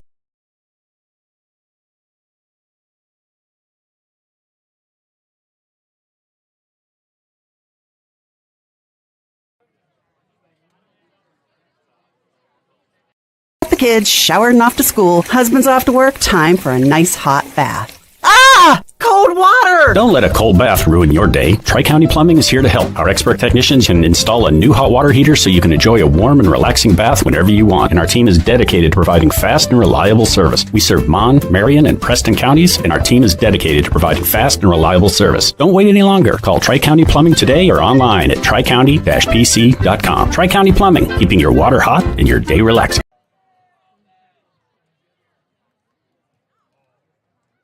Rules and limitations apply. Rates, rewards, and restrictions may vary by account. Contact institution for details. Tickets, popcorn, and sodas. That'll be $35. Cash or debit? Debit! I mean, I'd like to use my debit card, please. Can I do it? Okay. All right! Swiping now! What if paying with your debit card was always this exciting? Kasasa Cashback is a free checking account that pays you for everyday debit card purchases every month you qualify. Plus, with ATM withdrawal fee refunds nationwide, that's a lot of extra cash to spend on whatever you like.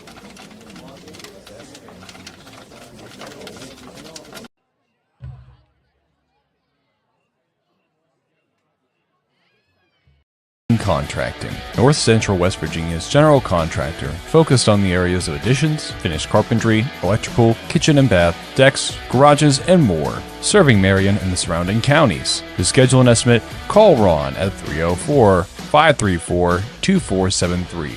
Viking Contracting, a veteran-owned and operated business.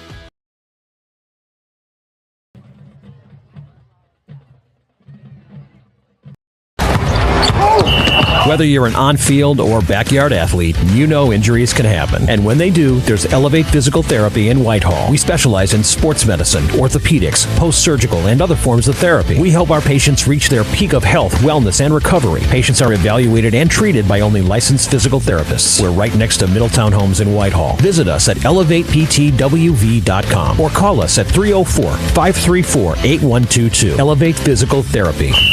We'll get you back in the game. EB Print and Sign Superstore is your trusted source for custom branded apparel. From sleek corporate uniforms to eye-catching promotional gear, we've got your logo covered with branded apparel services tailor-made for you. Stand out from the crowd with personalized apparel that reflects your unique identity. Visit us today at mpbonline.com or stop by our store to explore endless possibilities. MPB Print and Sign Superstore, where you can wear your brand.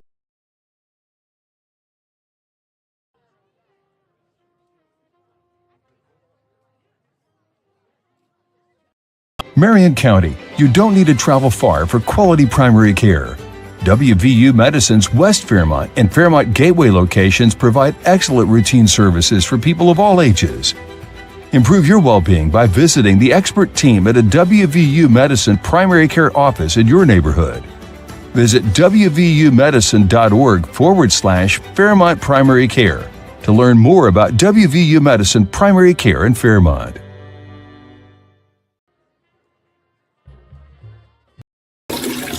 No, not again. Don't let this happen to you. Clogged drains and sewage backups can be a real nightmare. Tri-County Plumbing can help.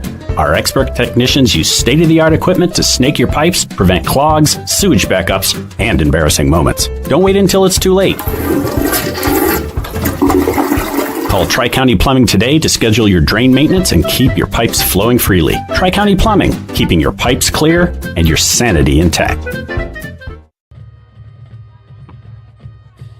Your equipment ready to take the field? If not, check out John Deere's complete lineup of quality equipment at Middletown Tractor Sales. When every yard counts, our time of possession is unmatched with over 70 years of experience. At Middletown Tractor, we have designed a new play to give you a great deal on a 3025E compact utility tractor for only 0.9% for 84 months. So whether you're on the field or in the field, be your own MVP by choosing Middletown Tractor. Shop MiddletownTractor.com and make your main factor Middletown Tractor.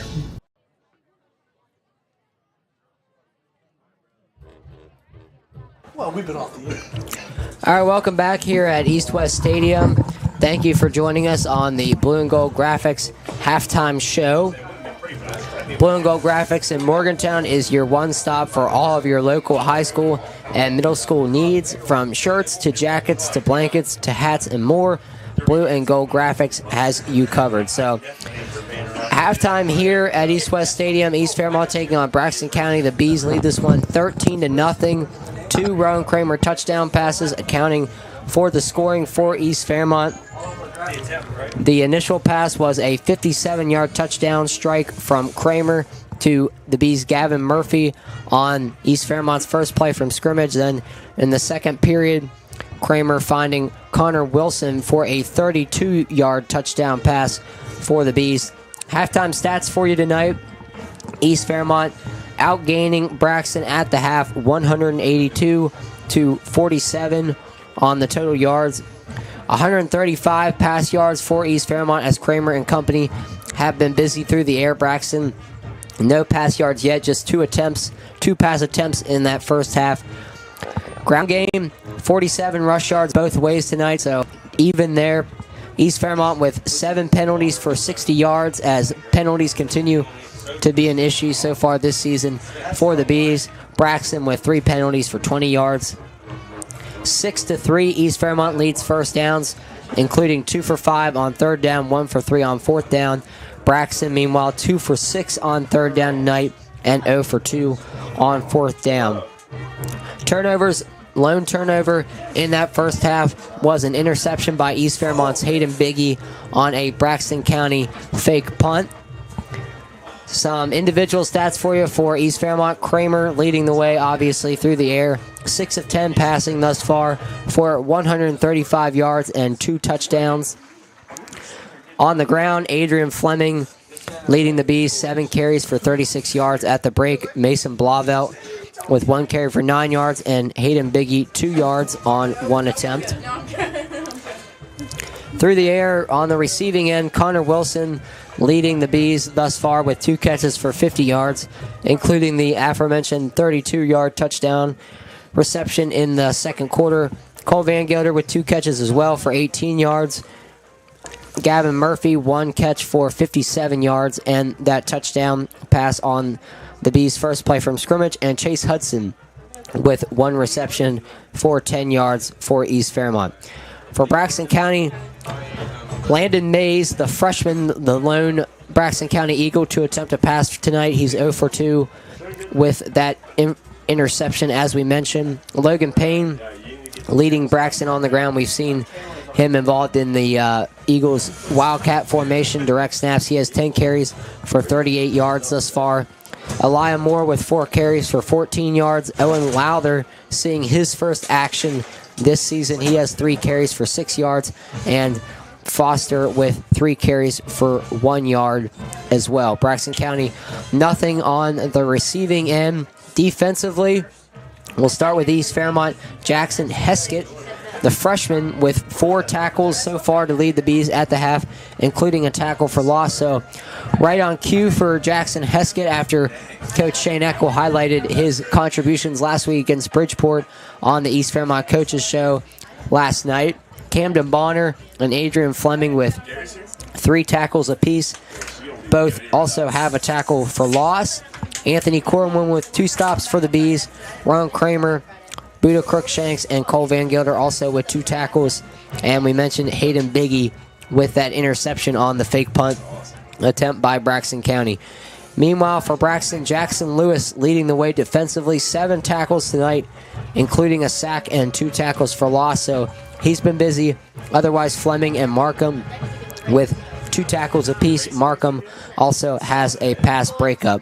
So that's a full stats rundown. And again, thank you to our friends with Braxton County Live for providing us with stats this evening. They do a fantastic job over there with their broadcast and keeping track of everything. Thank you for joining us here tonight. Before we cut to a break, I want to thank our sponsors, our gold sponsors, Elevate Physical Therapy, Blue and Gold Graphics, East Fairmont Foundation, and Viking Contracting. Thank you to our Navy sponsors, Ebert Veterinary Services, Rogers Electrical Contracting Company, Soggy Bottom Farm and Nursery, who is also our game sponsor this evening, J&J Drywall Incorporation, and Rob Johnson of State Farm Insurance. Thank you to our white sponsors, Mansion Injury Law and Vallejo Medical PLLC. And finally, our gray sponsors, Alaskis, Bennett and Dobbins PLLC, Certified Public Accountants, Pediatric Dentistry of Morgantown, and Fairmont Theaters. We will be back momentarily here as the East Fairmont Busy Bee Band prepares to take the field and give us another scintillating halftime show. So we'll be back. Stay with us. The word is out. At Premier Body Works, the word in auto body repair is excellent. Premier gives you excellent repair from trained technicians. One customer review said the repair was finished quickly and that the work was excellent. There's that word again, excellent. For excellent service on all your insurance claims, trust Premier Body Works in Monumental, just past Barrickville. Premier is proud to now offer Sherwin-Williams paint for your vehicle. It's excellent. Premier Body Works with 34 years of service. World where technology never stops. You need an electrical partner that keeps pace. eSolutions provides high-quality electrical services for homes, businesses, and industries. Our experts design, install, and maintain systems that power your life. But what sets us apart? Our unique blend of electrical and system integration expertise. We create solutions that optimize performance, efficiency, and safety. And we're hiring. Join our team of innovators and help shape the future of electrical solutions. eSolutions, powering your progress.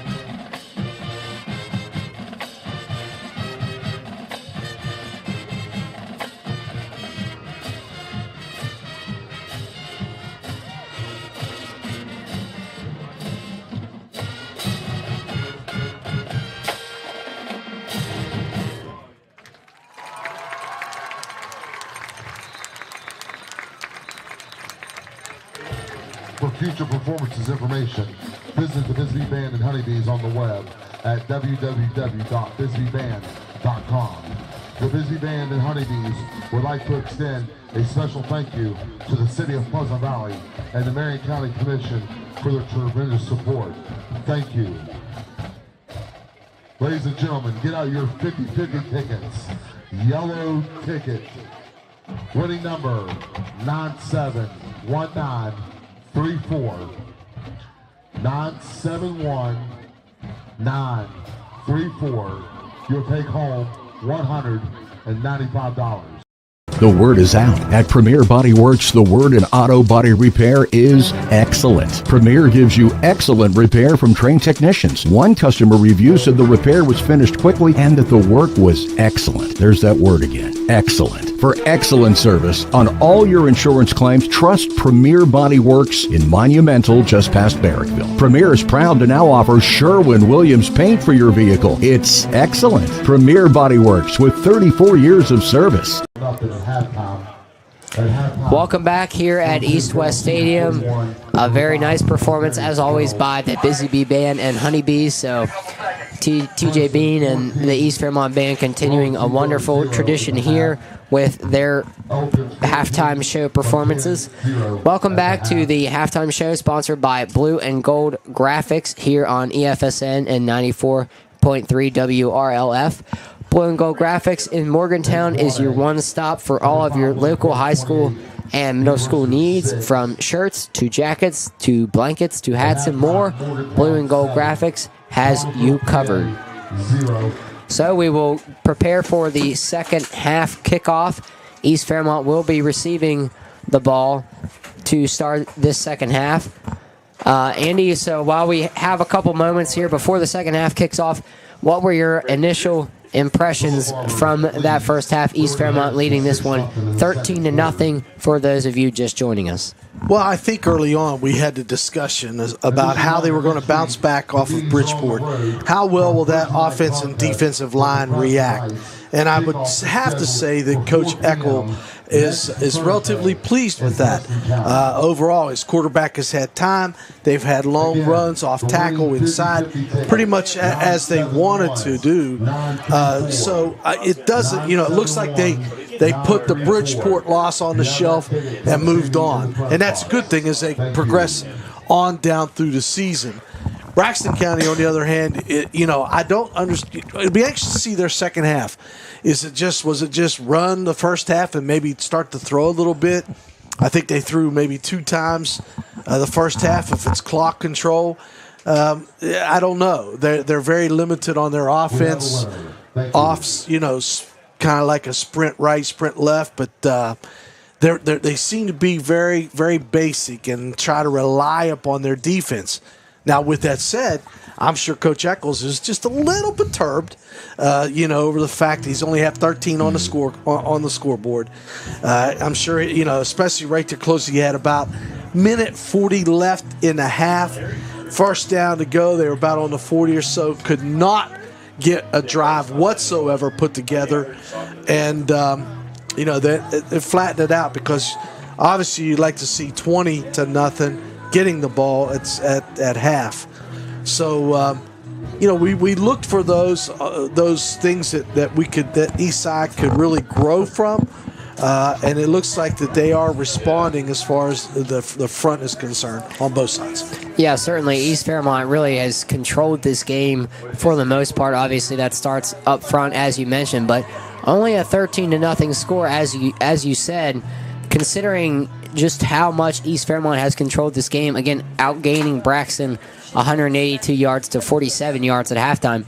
Really, Braxton, to only be down 13-0, you got to be pretty happy about that. I mean, you're still in this game. You get one play, and suddenly it's a one-score game again.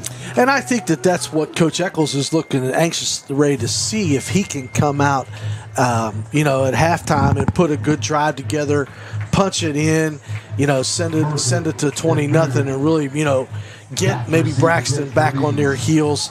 They get too far down, and then that's when they're, you would really have to go for the juggler on that one. So this will be a very, very interesting drive coming out of the chute for the Bees as they get ready to receive the kickoff. So thank you for joining us for the Blue and Gold Graphics halftime show. We are ready for the second half of action. Again, East Fairmont leading this one 13-0. Ronald Kramer with 2 touchdown passes in that first half for the Bees. A 57-yard touchdown strike to Gavin Murphy on the Bees' first play from scrimmage, and then a 32-yard touchdown pass to Connor Wilson in the second quarter to give East Fairmont its 13-0 lead. We should mention that East Fairmont without starting kicker Carson Church tonight, so Adrian Fleming filling in thus far on PAT duties. He was 1 of 2 in that first half. And here's Murphy on the run back of this opening kickoff, and he gets the edge, and he might take this one all the way to the house. Goodbye. It's a house call for Gavin Murphy. We see the speed again from Gavin Murphy, his second touchdown of the night. What a way to start this opening second half for the Bees. No laundry on the field, even better, so it's going to count. It's going to stay. That's one way to get the Bees fired up. And I'm digging the new sounds over on the sound system. You guys got to be able to hear that. That comes easy. You like that, don't you, brother? Absolutely. I love it. I love it. Our producer, John Bowman, having a lot of fun with all our new technology here. And East Fairmont having a lot of fun, especially when Gavin Murphy's touched the ball tonight. 2 touches now, 2 touchdowns for Gavin Murphy, showing his speed again. And on that opening kickoff return, an 80-yard kickoff return for the touchdown by Gavin Murphy. We've seen him with a number of big returns this season. Already had a touchdown return to open the second half against Grafton 2 weeks ago that really sparked things for the Bees. So got a penalty. Gavin Murphy continues to electrify, and we do have a penalty, so we'll see what East Fairmont opts to do with their replacement kicker, Adrian Fleming, again filling in for usual starter Carson Church. Well, it's going to back them up in 5, so hopefully that replaced kicker can get it in from there. Yeah, so we'll see if they do opt to stay with the extra point. They are lining up to kick it. I noticed no one did a flip in the end zone this time. So I think Coach Eckle's got his point across about any flipping going on across the goal line. Yeah, so Gavin Murphy certainly learned from his first touchdown when he did do the flip. Got a unsportsmanlike. This I think kick he got it is through. good, a line drive, but it barely clears the crossbar. So a nice job there by Adrian Fleming to get that one just over the crossbar and make this a 20-0 ball game for the East Fairmont. So we will take a 60-second break and be back for Braxton's first crack at their first offensive series here in this second half. You can take one from Braden or something. Are you going down there? I'm going to close the gates.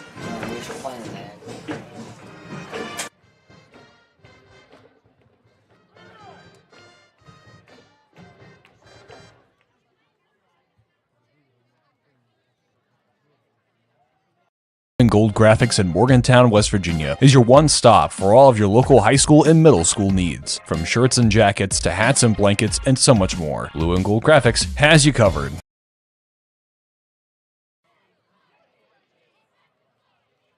World where technology never stops. You need an electrical partner that keeps pace. eSolutions provides high-quality electrical services for homes, businesses, and industries. Our experts design, install, and maintain systems that power your life. But what sets us apart? Our unique blend of electrical and system integration expertise. We create solutions that optimize performance, efficiency, and safety. And we're hiring. Join our team of innovators and help shape the future of electrical solutions. eSolutions, powering your progress. Here's the kick from Anthony Corwin. It's going to be a one-hopper to Braxton on the return. And Braxton will set up at their own about 28-yard line. So Gavin Murphy opening the scoring here in the second half on the opening kickoff, an 80-yard run back, his second kickoff return touchdown this season.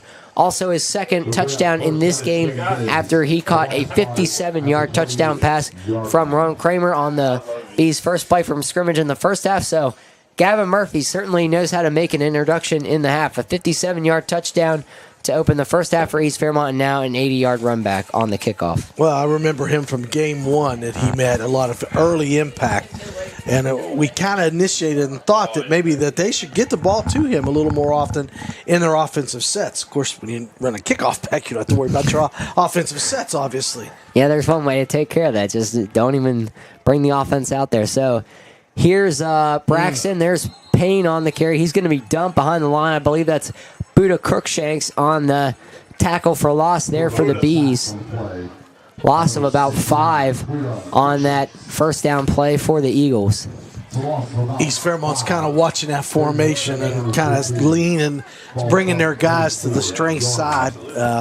Every so often, Braxton will counter back, but they just don't have the overall team speed tonight as far as East Fairmont's concerned. Yeah, absolutely. Braxton's been kind of a one-trick pony. We mentioned just 2 pass attempts so far this evening, one of which came on a fake punt. It's mostly been exclusively the rushing attack tonight for the Eagles. And here's Payne again taking the snap, but this play's blown dead. Yeah, I think that receiver turned up too fast as he went into motion as he came across. That's one way, yeah. That's one way to analyze that. It's kind of like a Charlie Brown, type sound. When the parents are talking, any adult on Charlie Brown, wow, wow, exactly.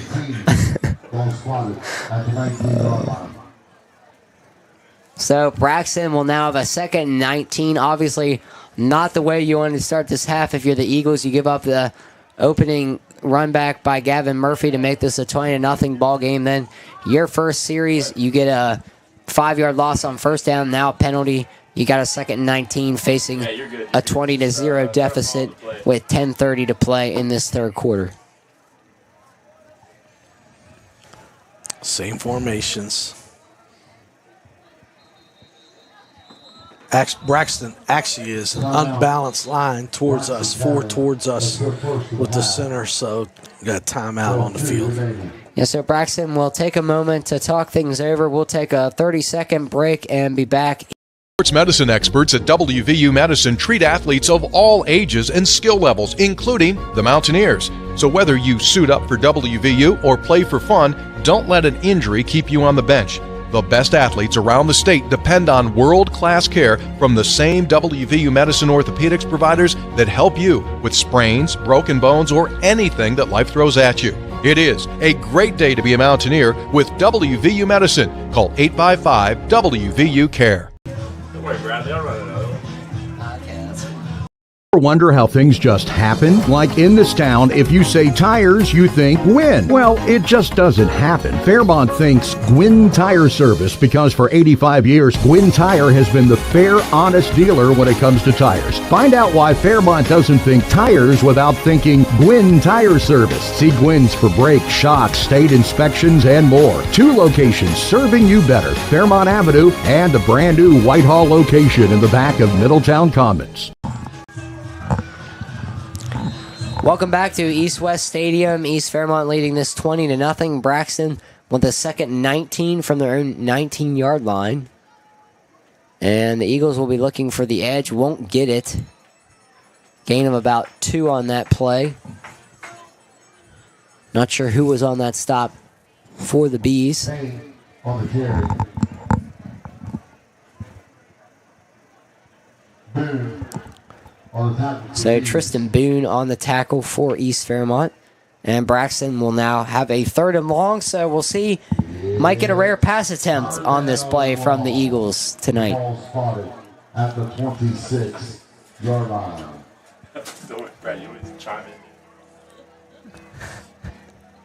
So Owen Lowther coming into the game for Braxton. His first action this season, according to East Fairmont head coach Shane Eckle, and he's going to drop back to pass here, looking for a deep shot. Ron Kramer's out there, and this ball is barely going to avoid being intercepted. A nice play there by the Braxton receiver to actually break that pass up. Kramer right there on the coverage for the Bees. Great position, almost came down with an interception. Yeah, he did. Agree. So Braxton will prepare to punt this ball away as their first drive I know. Occasionally, my old ADHD kicks in, but I don't think I've ever seen coaching shoes as Braxton County's coach on the 45-yard line. Ooh. Yeah, I mean, he's got some Elvis going on. And Murphy runs up the field. This one, he's going to be taken down at the Braxton 41. But yeah, that's a great point. Gold sparkling shoes there on the Braxton sideline. Yeah, I mean, Braxton coaches shoes. I've never. I thought I saw what was going on, but I don't know. I mean, hey, I'm telling Coach Beckman to get us those for basketball season. I mean, he is making a fashion statement without a doubt. And I think he has a matching belt going on with it too. Not to say that I'm the most fashionable guy, but I've not seen a coach in an outfit like that. I haven't seen too many people in any profession in an outfit like that. I mean, I don't know. I don't even know where to go with that. So here's Kramer taking the first down snap. He's going to hand this ball off to Blauvelt. Blauvelt, a nice run, breaking some tackles, and he gets to the outside. So a really nice run by Mason Blauvelt. He's going to have about 15 yards and a first down. Tough running there by the senior. Number 10 and 84 on the tackle for Braxton County. I'm still trying to get over the shock of, you know. All right, you get to play again. 22-yard line. Again, offensive line. Ground game, top notch tonight. Yeah, East Fairmont continues to make headway on the ground. Here's Kramer. He's going to hand this off to Hayden Biggie. And Hayden Biggie's close to another first down. Gain of 8 on that first down run. Great block, great counter play. That offensive line had a hole, big enough. Beckman could have run through that. That's a big hole. When Beckman's been, play the sound effects, John. Absolutely, Drums. Fantastic. That's great. So a 2nd and 2 now for East Fairmont at the Braxton 14. Kramer's going to keep it this time. He has the first down. Trying to look for more. He's near the end zone, down inside the 5. A nice run there by Kramer. He's going to officially be spotted at the 3-yard line, it looks like. So gain of 11 on that play for Rowan Kramer on the keeper. That's another East Fairmont first down. Great control, great line control. Like to see him still just keep it on the ground. So we'll see what East Fairmont opts to do here with a 1st and goal from the 3-yard line. Kramer in the gun. Now Fleming motioning to his left side. Low snap. Kramer's going to keep it. Nice job. And he's going to be in for the touchdown. Nice control. Nice job.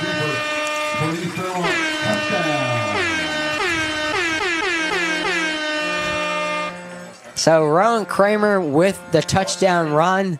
His 3rd overall of the game. The first 2 coming through the air on touchdown passes. Now he gets in on the scoring on the ground with his first touchdown run of the night. PAT attempt pending here by Adrian Fleming, replacing Carson Church, who is injured tonight for the Bees.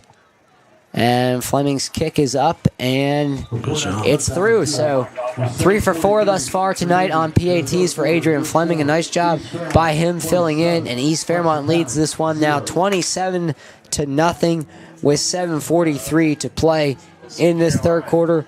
We'll be back in 60 seconds here at East West Stadium, as well as on EFSN and 94.3 WRL.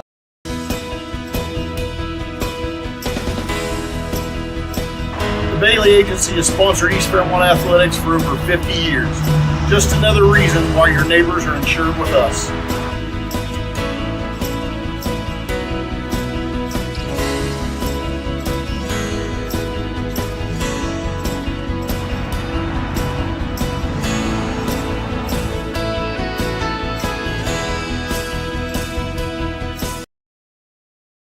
Jennifer from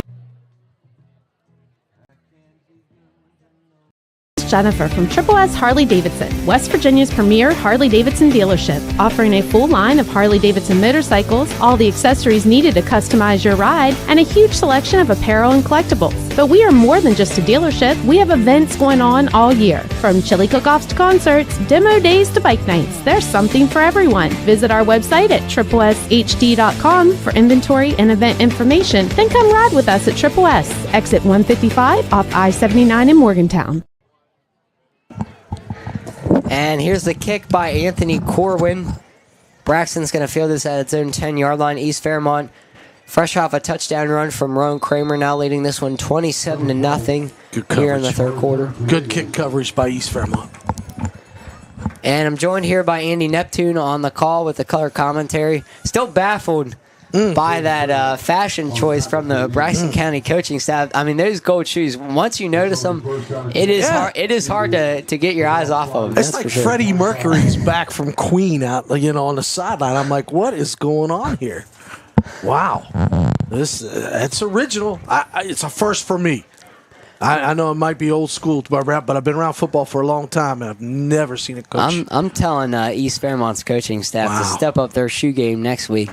maybe get Mike Sarsfield wearing those over on the B sideline. That would be something. Sarsfield, yeah.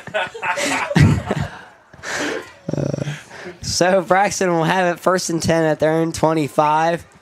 Here's a run by Payne. Not much doing there. Crookshanks again on the tackle. He's had a nice night up front both ways for East Fairmont tonight. On the tackle for they don't have this in 13. Brings up 2nd down and 9. The ball spotted at the 26-yard line. So if you're just joining us for the second half, East Fairmont already with 2 touchdowns, an 80-yard kickoff return from Gavin Murphy to start this second half. And then just a moment ago, Rowan Kramer with his first touchdown run of the night to push what was a 13-0 lead at the break to 27-0 now for the Bees. And here's a run by Braxton. That's going to be a nice gain. So a 3rd and about 3 coming up now for the Eagles. It was a good hard run by Braxton, young back on there. He did a nice job finding off tackle. Turned it up real well. One of the stronger runs of the evening, to be honest with you. We got a strong flip in the EFSN broadcast.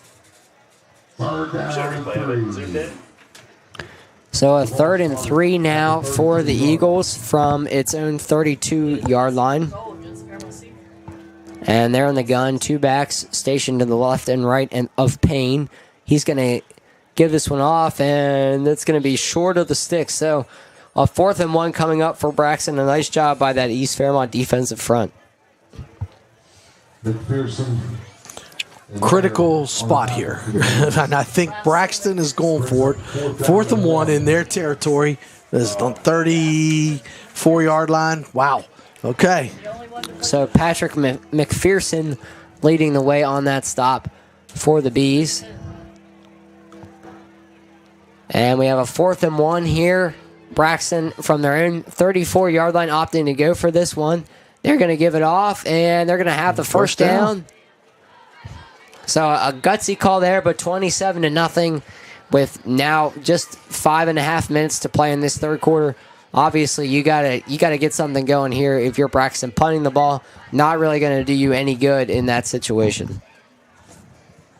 Tackle for the Bees. Several of them. Braxton distance. That's enough for Braxton County. First down. So we don't have to do them because they're insane. Clock keeps running. 27-0 East. Yeah, so ticking almost under 5 minutes to play now in this third quarter. As Braxton again sets up in the gun. 2 backs, 2 Paynes right and left. He's going to keep it. Initial penetration there by Crookshanks, and he's dragged down after a short gain. Rowan Kramer on that tackle for the Bees coming up from his safety position. Second down and about 6. And now Payne walking off gingerly for Braxton, so that didn't look too serious, but a hit nonetheless as Lowther comes in to take over quarterbacking duties here for the Eagles.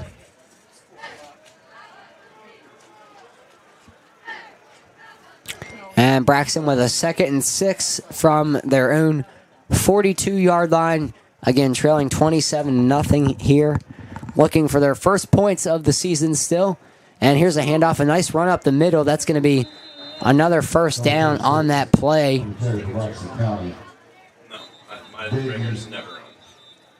Very strange scenario here on the 45 with the Braxton kid. He just kind of went down the field, was jogging, planted that leg of his, and his knee really kind of kicked out on him. Boy, that coach was quick to be out there and check him out. So some concern here for the Braxton County players. Yeah, so we certainly hope he's okay. We'll be back in 30 seconds here at East West Stadium as Braxton's training staff looks at the injured Eagle on the field. True stories from Huntington with Veronica and her banker, Roger. Veronica, you were nervous about trying to get a home. Why is that? Nobody likes to hear the word no. You know, one day I just said, okay, I'm gonna go talk to the banker. How'd it go, Roger? If there was a bump in the road, we hit it. But we navigated right through it. Veronica kept pushing. Get more than money from your bank. Welcome to Huntington. Real people compensated for true stories. Loan subject to credit application and approval. Equal housing lender. City, you can buy factory parts correct for your vehicle at a fraction of the cost of new. When you walk into Pickup City, knowledgeable parts professionals can provide you with factory takeoff parts for most makes and models of foreign and domestic vehicles at a fraction of the cost of the factory dealership. Inventory arrives daily, and remember, Pickup City offers free delivery to repair facilities. It's family-owned and operated and dedicated to saving you money for 2 generations. Smart do-it-yourselfers and repair shops go to Pickup City, quarter mile off I-79 on Middletown Road. So that's Brody Smar, if this roster is correct, being helped off for Braxton. We certainly hope he's okay, the junior receiver and defensive back. Braxton now with a 1st and 10 at the 50-yard line. 4 minutes to play in this third period. And they're going to keep it on the ground. I believe that's more on the carry. Nothing doing there. So another nice play by this East Fairmont defensive front.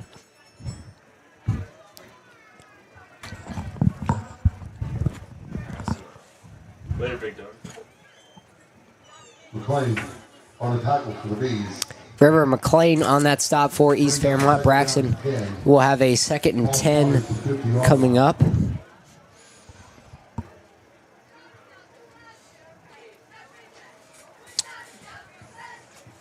Interesting, coming off that injury at the clock. There it is. They started winding the clock. Yeah, so now with Payne out of the game for Braxton, still Elijah Moore taking the direct snaps for the Eagles.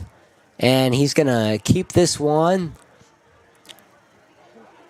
and actually fights for a decent gain. So a nice play there by Moore, some hard running.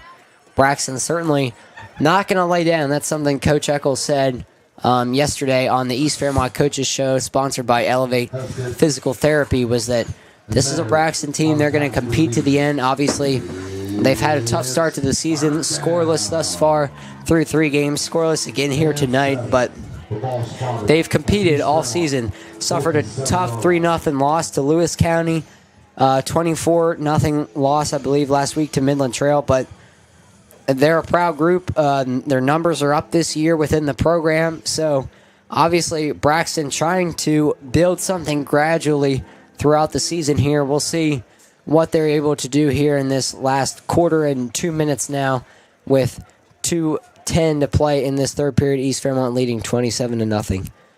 Payne back in there, and he hands this ball off. Number 34 on the carry for the Eagles. And that's Moore on the carry again for the Eagles. A nice gain there. And we'll have a 4th down.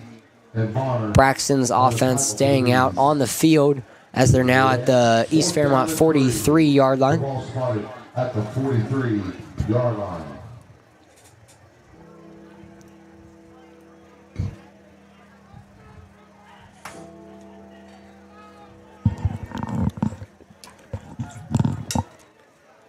And Braxton lining up in that same formation. 2 backs in there with Payne back in the game. And he stopped. Nowhere to go on this one. That's Haskett on that stop for East Fairmont, as this will be a turnover on downs. East Fairmont player down. Looks like it might be a little bit of a stinger. Good contact was made on the tackle. Just kind of checking him out a little bit. Maybe just the air knocked out of him or something, but it was a good contact but on the tackle, but he's down. And not sure who that is who's down for East Fairmont. Couldn't really get a number on it. Was involved in the play right on the tackle. There you go. He's up 55. 55, so I believe that's Joseph Slaughter, the man down for the Bees, but he's walking off okay. So while we have a change of possession here, we'll look around the state at some other scores.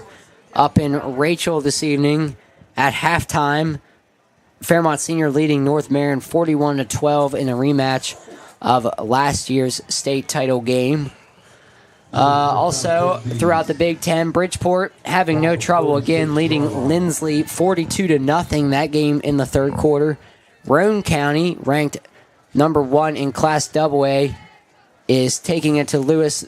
Roane County leading that one 41-0 at halftime. Elsewhere in the Big Ten, Philip Barber ahead of Liberty Harrison 22-6 at the break. Preston with a surprising 21-0 lead over Robert C. Byrd. The Eagles ranked number 7 in Class AAA. Preston leading 21-0 in the third quarter over Robert C. Byrd. Obviously, that game very relevant to East Fairmont with the Bees traveling to Preston next week. That game will actually be on a Thursday at 4 p.m. as it will be deemed the annual Buckwheat Bowl, kicking off the Buckwheat Festival in Kingwood next Thursday. So East Fairmont with possession here as the clock ticks under a minute to play in this third quarter. Kramer back to pass. He finds Van Gilder. That's going to be a first down and more as Van Gilder's going to pick up just over 10 yards here. This ball officially spotted at the Braxton County 37-yard line. We saw that play earlier where they run a double post, and the one, obviously the inside man's a shallower post. He's sucking those linebackers up and creating the crease between us into the secondary. It's there all night for them to pick. So East Fairmont will run a play before this third quarter expires. That's a toss to Blauvelt. He's going to be brought down, but that's going to be a horse collar tackle on that play. Got the jersey, got the shoulder pad, and an unfortunate play there for Braxton County. That's an automatic first down. Still got 11.5. I don't know if it started the play on that one, but yeah, it was definitely a horse collar. So looking at some other scores from around the state, sticking with the Big Ten, Elkins leading Buckhannon Upshur 21-0 that game in the third quarter. Also in the Big Ten, Grafton and Hampshire right now knotted at 20-20. That game in the third quarter. And Nicholas County leading Lincoln 21-7. So a bit of a surprise there with Nicholas ahead of number 15 ranked Lincoln 21-7 in the third period. This will be first down at 10 B's. Ball spotted at the 27-yard line. Yep, automatic first down, sitting inside the, what about the 26, 27? So what will likely be the last, well, if they even snap the ball, the clock running now, so that's probably going to take us to the end of the third quarter. Indeed, it will. East Fairmont leading this one 27-0, outscoring Braxton 14-0 in that third period after taking a 13-0 lead into the break. We'll be back for the fourth and final quarter here momentarily. Stay with us on EFSN and 94.3 WRLF. East Fairmont High Foundation is your school's nonprofit organization that provides student scholarships, teacher enhancements, and more. Founded in 1991, the foundation has raised over $1 million in support of students and teachers. Now, the foundation is supporting the East Fairmont Stadium project. A new football stadium on campus will help all of Marion County by making the East attendance area attractive for growth. Visit East Fairmont Stadium Project on Facebook for information. This message is sponsored by McCutcheon Heating and Looking for your forever home? Why not build your dream home in Frederick Place? Conveniently located close to I-68 in Brookhaven, Frederick Place is the perfect community for anyone who wants peace and quiet, but also to be close to it all. But don't wait. There are only a few beautiful lots left. Call Vision Homes at 304-296-0024 or visit AskVisionHomes.com to see how easy it is to build a house you're proud to call home. Vision Homes, building a house you're proud to call home. Bees on the Air, E-Solutions for all your residential, commercial, and industrial electrical needs. E-Solutions proudly supports East Fairmont Athletics. Let's go Bees! Welcome back here at East West Stadium. East Fairmont threatening the red zone here as we pick up for the fourth quarter of action. The Bees leading 27-0. Roan Kramer buying time, escaping multiple tacklers. Now he's going to take off, and he's headed for the sideline. A nice play there by Kramer to escape some pressure in the backfield and make something out of that play. Very elusive. But again, he's got some time. He's got a couple of guys that sneak up on him, but he's got good feet. He's quick. So East Fairmont leading 27-0. Just to recap that third quarter, East Fairmont scoring 2 touchdowns in the period. Gavin Murphy with an 80-yard touchdown on the opening kickoff of the second half. And then Roan Kramer scoring on the ground for the Bees on a short run for his first touchdown of the night on the ground. Also had 2 touchdown passes in that first half for the Bees.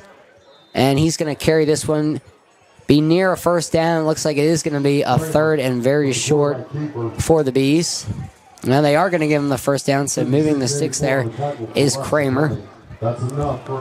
And while we have a moment, we're joined by special guest here in the booth, Kylie Fridley. So a recent graduate of East Fairmont, graduating in May. Congratulations on that. Kylie's heading to, she's enrolled at West Virginia Wesleyan, maybe playing some basketball down there for Wesleyan. So, Fred, how's college experience so far? Oh, so far so good. It's really new. Is this your first game back for East Fairmont football this season? Second. I went to Grafton with them. Oh, okay.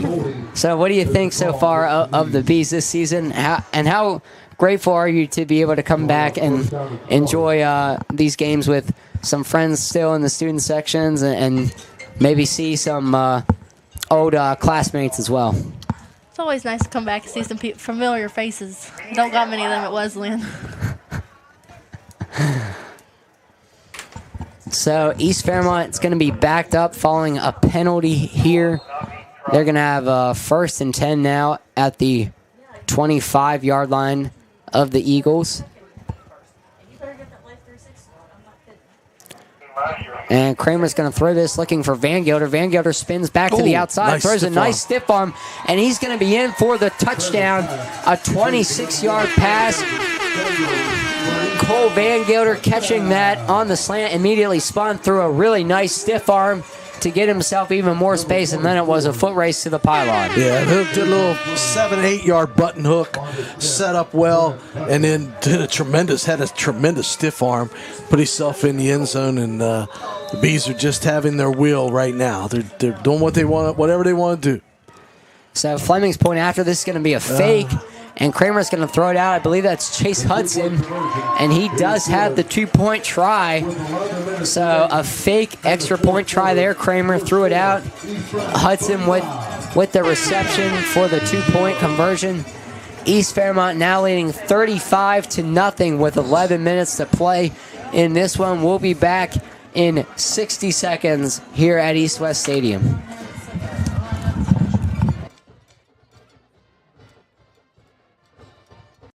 The kids showered and off to school, husband's off to work, time for a nice hot bath. Ah! Cold cold water! Don't let a cold bath ruin your day. Tri-County Plumbing is here to help. Our expert technicians can install a new hot water heater so you can enjoy a warm and relaxing bath whenever you want. And our team is dedicated to providing fast and reliable service. We serve Mon, Marion, and Preston counties, and our team is dedicated to providing fast and reliable service. Don't wait any longer. Call Tri-County Plumbing today or online at tricounty-pc.com. Tri-County Plumbing, keeping your water hot and your day relaxing.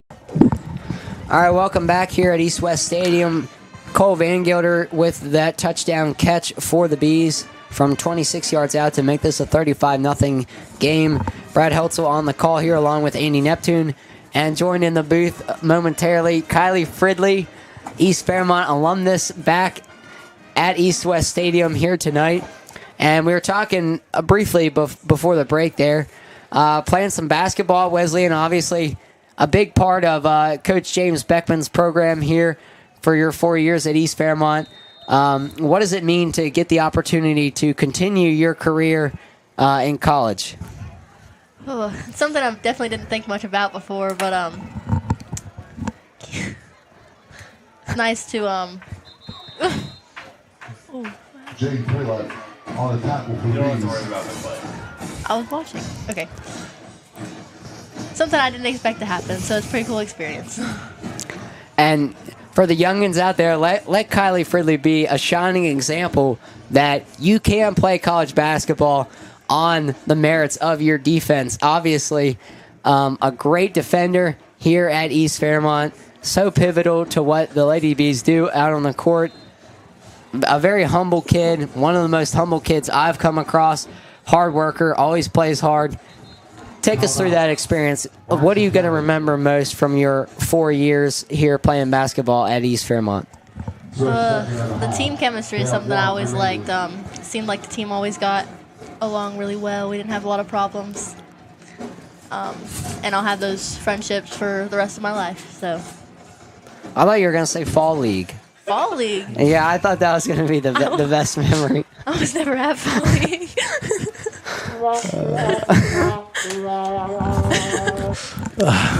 So obviously the Lady Bees, a great season on the hardwood last year, going 25-0 before losing to Lewis County in the state semifinals in Charleston. You go to Charleston, the state's your junior and senior year. What did it mean to get the opportunity to play down there in Charleston? Obviously, that's what every high school athlete dreams about, getting the opportunity to compete on that stage. So what was that like for you? What were your thoughts, emotions when you got to suit up down there? It's very rewarding when you know you've worked all season to get to walk out there and compete, but not fun to lose. So,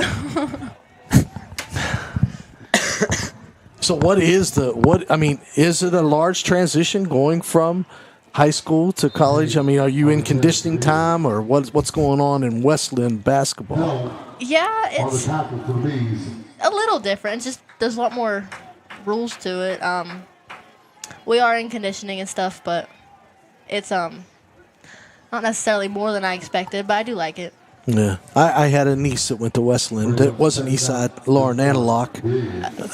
She spent her years in volleyball at Wesleyan, so I know that. And her sister was at Fairmont State, so I know the family commitment that it takes for college sports and to be a student. Mm-hmm. You finding that transition different? Oh yeah, the student side of it's that's tough. What are you majoring in? Exercise science. Oh wow, exercise science. Very impressive. Anatomy is a struggle right now. Have to call up Miss Jamie Ford here at East Fairmont High School if you need any help. She teaches anatomy, right? Yeah, I had her last year. There you go. I didn't retain much, obviously. Or Tyrone Astorino, our phenomenal health teacher here at East Fairmont. He probably knows some different muscle groups, bones, parts of the body. Could always ask him for some advice. I had him for health too, actually. Well, then I don't see what the issue. You had Miss Ford, you had Mr. Astorino. Anatomy should be a breeze. It left. Kid. It all went right out. I don't have it anymore. Well, that's what happens over summer, I guess. So Braxton County now on their drive here. They have a 2nd and 10 at their own 41-yard line, trailing this one 35-0. Any other girls that was from your team or other people that you played against that's going in as freshmen basketball? Not there. I'm the only one, but Okay. obviously Kenley Rogers went from our school too. Yeah, Kenley Rogers playing at West Virginia State. Going to be a freshman down there this year, so obviously best of luck to Kenley as well as Kylie. Here's a deep ball downfield for Braxton, and this pass is incomplete, so had a chance for a deep hookup there for Braxton on, we haven't seen too many throws, but falling incomplete. And with the score being 35-0 now in the fourth, the running clock is in effect, so it will continue to wind here as we now have 7:30 to play. And again, East Fairmont leading this one 35-0. Great rule they installed. I think that's very efficient. A rule that they added, and one of the ones that they didn't really have to deal too much with. You know, on the state level, I know Mr. Price at the SSAC just does a tremendous job, but boy, does he have a burden to carry as far as the new guidelines going on with the state. Absolutely. And those people at the WVV SSAC, they do a great job always looking out for student athletes across the state. And, you know, they don't receive a lot of I guess kudos the majority of the time. He's going to break it. He's going to break it. Here's a run here. This is going to be a touchdown run for Logan Payne. And that's going to be Braxton's first points of the season there. What a run there by Logan Payne to get the Eagles on the board and make this a 35-6 ball game. And as we mentioned, the first touchdown of the season for the Eagles. They finally took him 4 games to school. So a great run there for Braxton. Payne taking that snap, heading to his left, getting the edge, turning that upfield, and then breaking a couple tackles to get into open space. And then it was just a foot race to the end zone. Yeah. So Braxton now running I played the crickets when they kicker on last minute here for this point after attempt. And the kick is no good, so 35-6. East Fairmont leading this one with 6:07 to play in the fourth quarter. We will be back momentarily here on 94.3 WRLF as well as EFSN. Good flag. Good flag. Hold that break. We have a penalty marker down, so we will check on the status of this before we hear from our sponsors. But that's officially going to be a 59-yard touchdown run for Logan Payne. And again, that's Braxton's first points of the season. So we talked about how the Braxton County Eagles they're not going to give up. They're going to keep competing. And right there, we see a nice run by Logan Payne. He's now at 99 yards on the evening on 19 carries, as well as that 59-yard touchdown.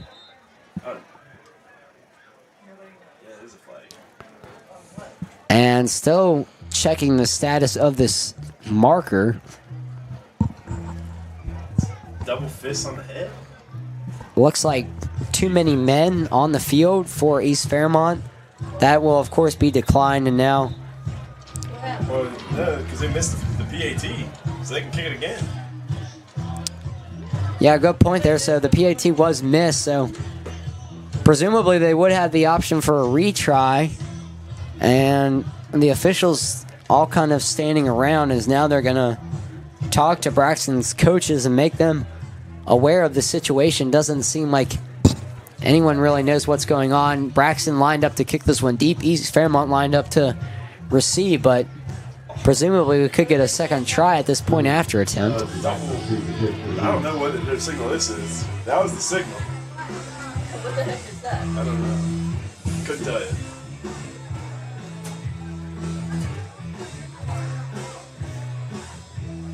This official can't move.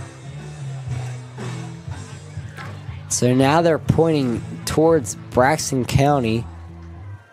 They elect to get it on the kickoff? And it's declined. Nevertheless, Nice 59-yard touchdown run by Logan Payne for the Eagles' first points of the season makes this a 35-6 ball game. East Fairmont still well in the lead here as they look to move back to 500 on the season at 2-2. Lost their opening week game to North Marion, 28-21. Followed that up with a 34-24 victory at Grafton in week 2, and then last week at Bridgeport, losing 50-0.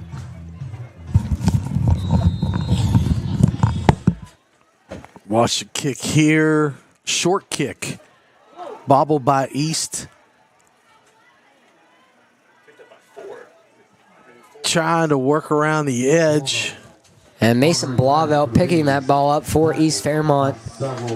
And they'll take over at about the 35-yard line. We'll see if we still see the starters out there for East Fairmont or some backups. Looks like we're going to get our first look at the second string this evening for the Bees, leading 35-6 with just under 6 minutes to play in this one.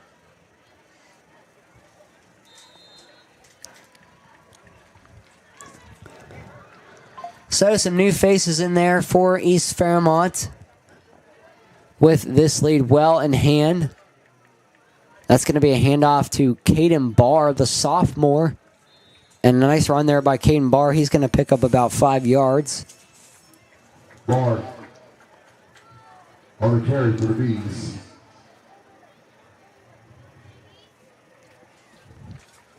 On the tackle for the Eagles. Still got the running clock. 5:33 left. Does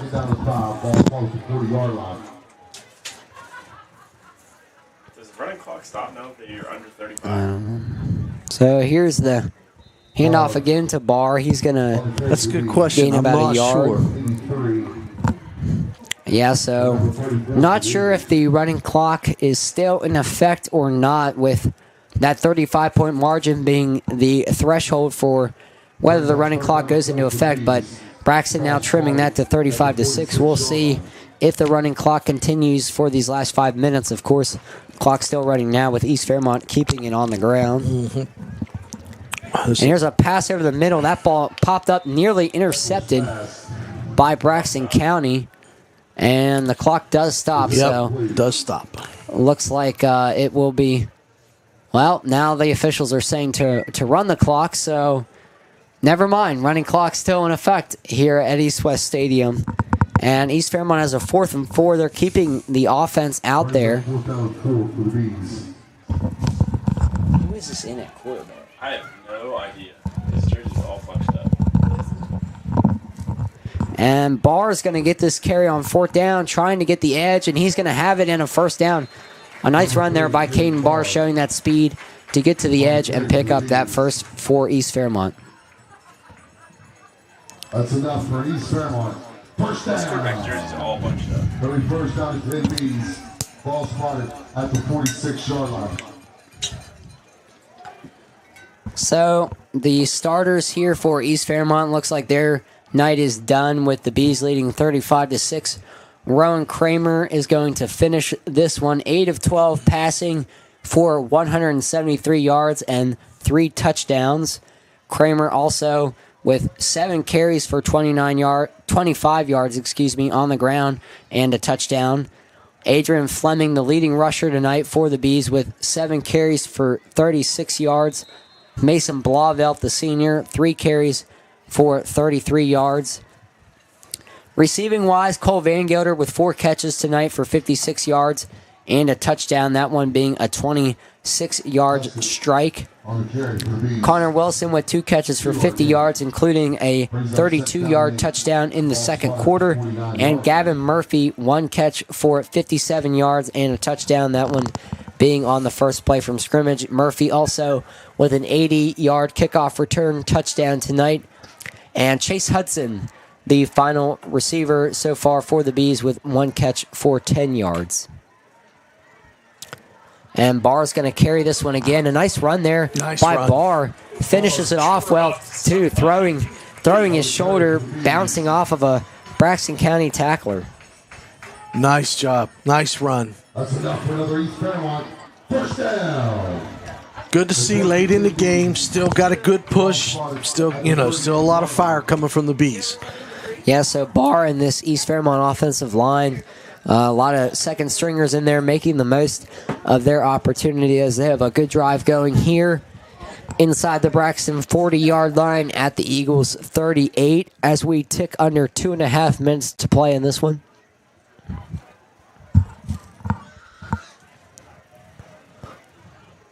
This clock could get fast enough.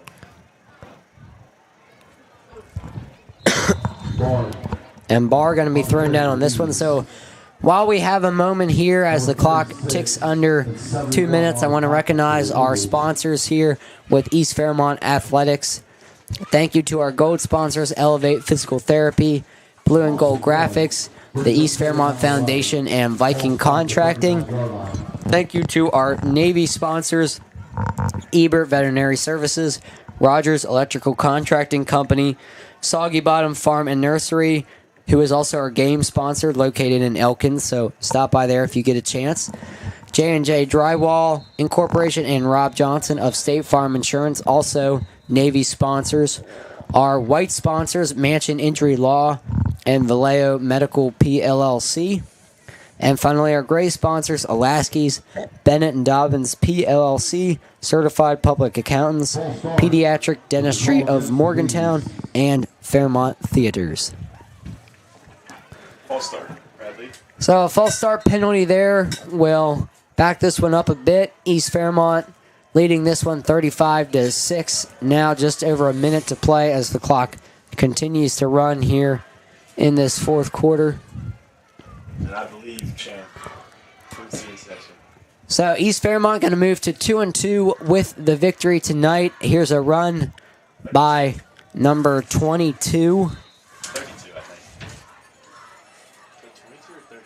Hayden Blosser, the junior, on the carry there for the Bees, so getting an opportunity here. But as we were saying, East Fairmont's going to move back to 500 at 2-2. They will play at Preston next week. And a special note of that game will be a Thursday kickoff at 4 p.m. as East Fairmont will take it on Preston in the annual Buckwheat Bowl, kicking off the Buckwheat Festival in Kingmont. And there's an incomplete pass for East Fairmont. And that will probably be the last play of the night here with the running clock. Yep. So the final here from East West Stadium, officially 35-6. East Fairmont moving to 2-2 on the season. Braxton County falls to 0-4. We will take a quick 60-second break and be back here momentarily to wrap up, give you some official stats, and briefly take a look at other scores across the state. So stay with us. We'll be back in 60 seconds here on EFSN. MPB Print and Sign Superstore is your trusted source for custom branded apparel. From sleek corporate uniforms to eye-catching promotional gear, we've got your logo covered with branded apparel services tailor-made for you. Stand out from the crowd with personalized apparel that reflects your unique identity. Visit us today at mpbonline.com or stop by our store to explore endless possibilities. MPB Print and Sign Superstore, where you can wear your brand. Okay. Marion County, you don't need to travel far for quality primary care. WVU Medicine's West Fairmont and Fairmont Gateway locations provide excellent routine services for people of all ages. Improve your well-being by visiting the expert team at a WVU Medicine primary care office in your neighborhood. Visit wvumedicine.org/Fairmont Primary Care to learn more about WVU Medicine primary care in Fairmont. Welcome back here at East West Stadium, where East Fairmont will claim a 35-6 victory tonight over Braxton County. The Bees improved to 2-2 on the season. Braxton, meanwhile, falls to 0-4. And just to give you some final stats tonight, East Fairmont outgaining Braxton tonight, 312 yards to 144 yards for the Eagles. 173 passing yards tonight for Rowan Kramer and the Bees offense. 139 yards rushing Braxton County with 144 yards rushing, 0 passing, so all of their work coming on the ground. East Fairmont, the one negative on the night, did have 10 penalties for 80 yards. Braxton with 5 penalties for 40 yards. East Fairmont doubling up the Eagles on first downs, 14-7. They went 2 of 7 on third downs, 2 of 4 on fourth downs. Braxton, meanwhile, 3 of 10 on third down and 1 of 4 on fourth downs. Turnovers, just 1 combined tonight, that being an interception on a Braxton County fake punt. Hayden Biggie coming up with that pick for the Bees. To look at some individual stats, Rowan Kramer finishing off a very solid night for the Bees. 8 of 12 passing, 173 yards and 3 touchdown passes. Kramer also rushed 7 times for 25 yards and a score on the ground. Adrian Fleming leading the Bees rushing attack tonight with 7 carries for 36 yards. Mason Blauvelt, the senior, with 3 carries for 33 yards. Caden Barr coming in late in this one during mop-up duty. He had 5 carries for 23 yards. Hayden Blosser, 2 carries for 12 yards. And Hayden Biggie, 2 carries for 10 yards. Receiving-wise for the Bees, Cole Van Gelder leading the way. The senior had 4 catches for 56 yards and a touchdown. Connor Wilson, 2 catches for 50 yards and a touchdown. That coming on a 32-yard strike in the second quarter. Gavin Murphy, 1 catch for 57 yards and a touchdown. Murphy also had an 80-yard kickoff return touchdown to begin the second half.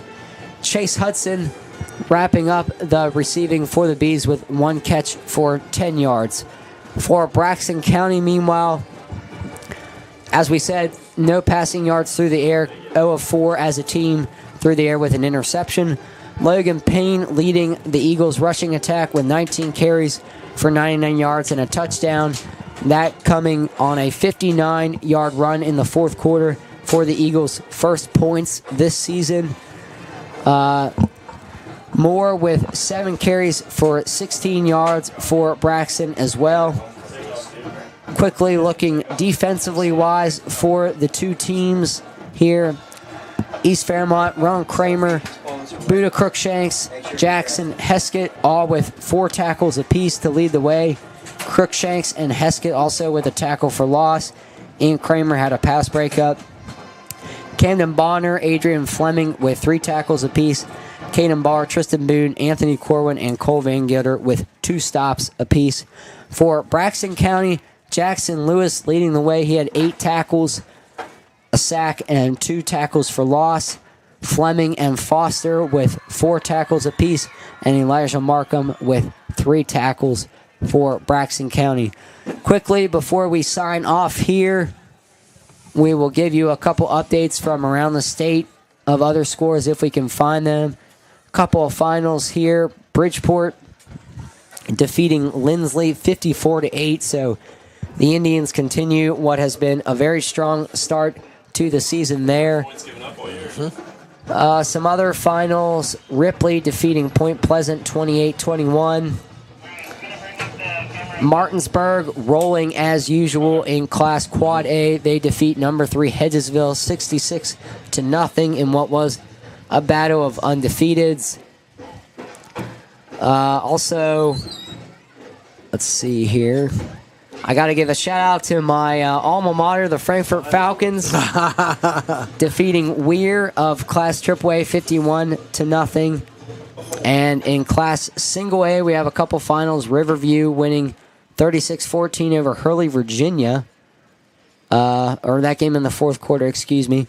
Wahama with a 61-13 victory over Calhoun County. Tucker County, Coach Shane Eckle will be happy. His Tucker County Mountain Lions defeating Gilmer County 50-0 in Class Single A. Doddridge County also picking up a win 41-6 tonight over Ravenswood. Wirt County ranked number 15 in Class Single A, defeating St. Mary's 42-7.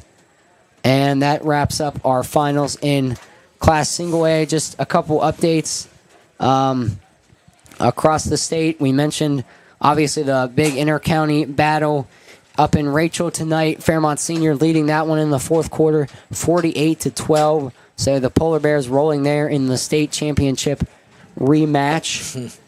Also in the Big Ten, Preston, who East Fairmont will visit next week, continuing to mount a surprise at Robert C. Byrd. The Knights leading that one 28-7 in the fourth quarter. So a big surprise there for Preston, a marquee victory. The Knights 0-3 on the season, but on their way to victory number 1 and an upset at that of the number 7 ranked Eagles.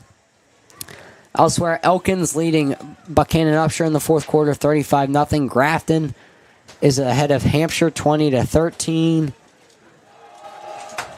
Let's see if we can find any other Big Ten action. Roane County, ranked number 1 in Class AA, leading Lewis County 41-0. Roane County still stays consistent. Philip Barber, right now leading Liberty Harrison 29-6. And Nicholas County up big over Lincoln 34-13 that game in the fourth quarter. And that'll about do it for scores across the state of West Virginia. So thank you for joining us tonight on EFSN and 94.3 WRLF. A good night for the Bees as they come away with their second victory of the season to move to 2-2. I want to thank Mr. Andy Neptune for joining us in the booth on color commentary. Back from week 1. Great to have you again, Andy. Thanks again. Thanks for having me. And I'm Brad Heltzel. We will be signing off here. We will see you in some capacity next week when East Fairmont travels to Preston for a Thursday 4 p.m. kickoff. So we will see you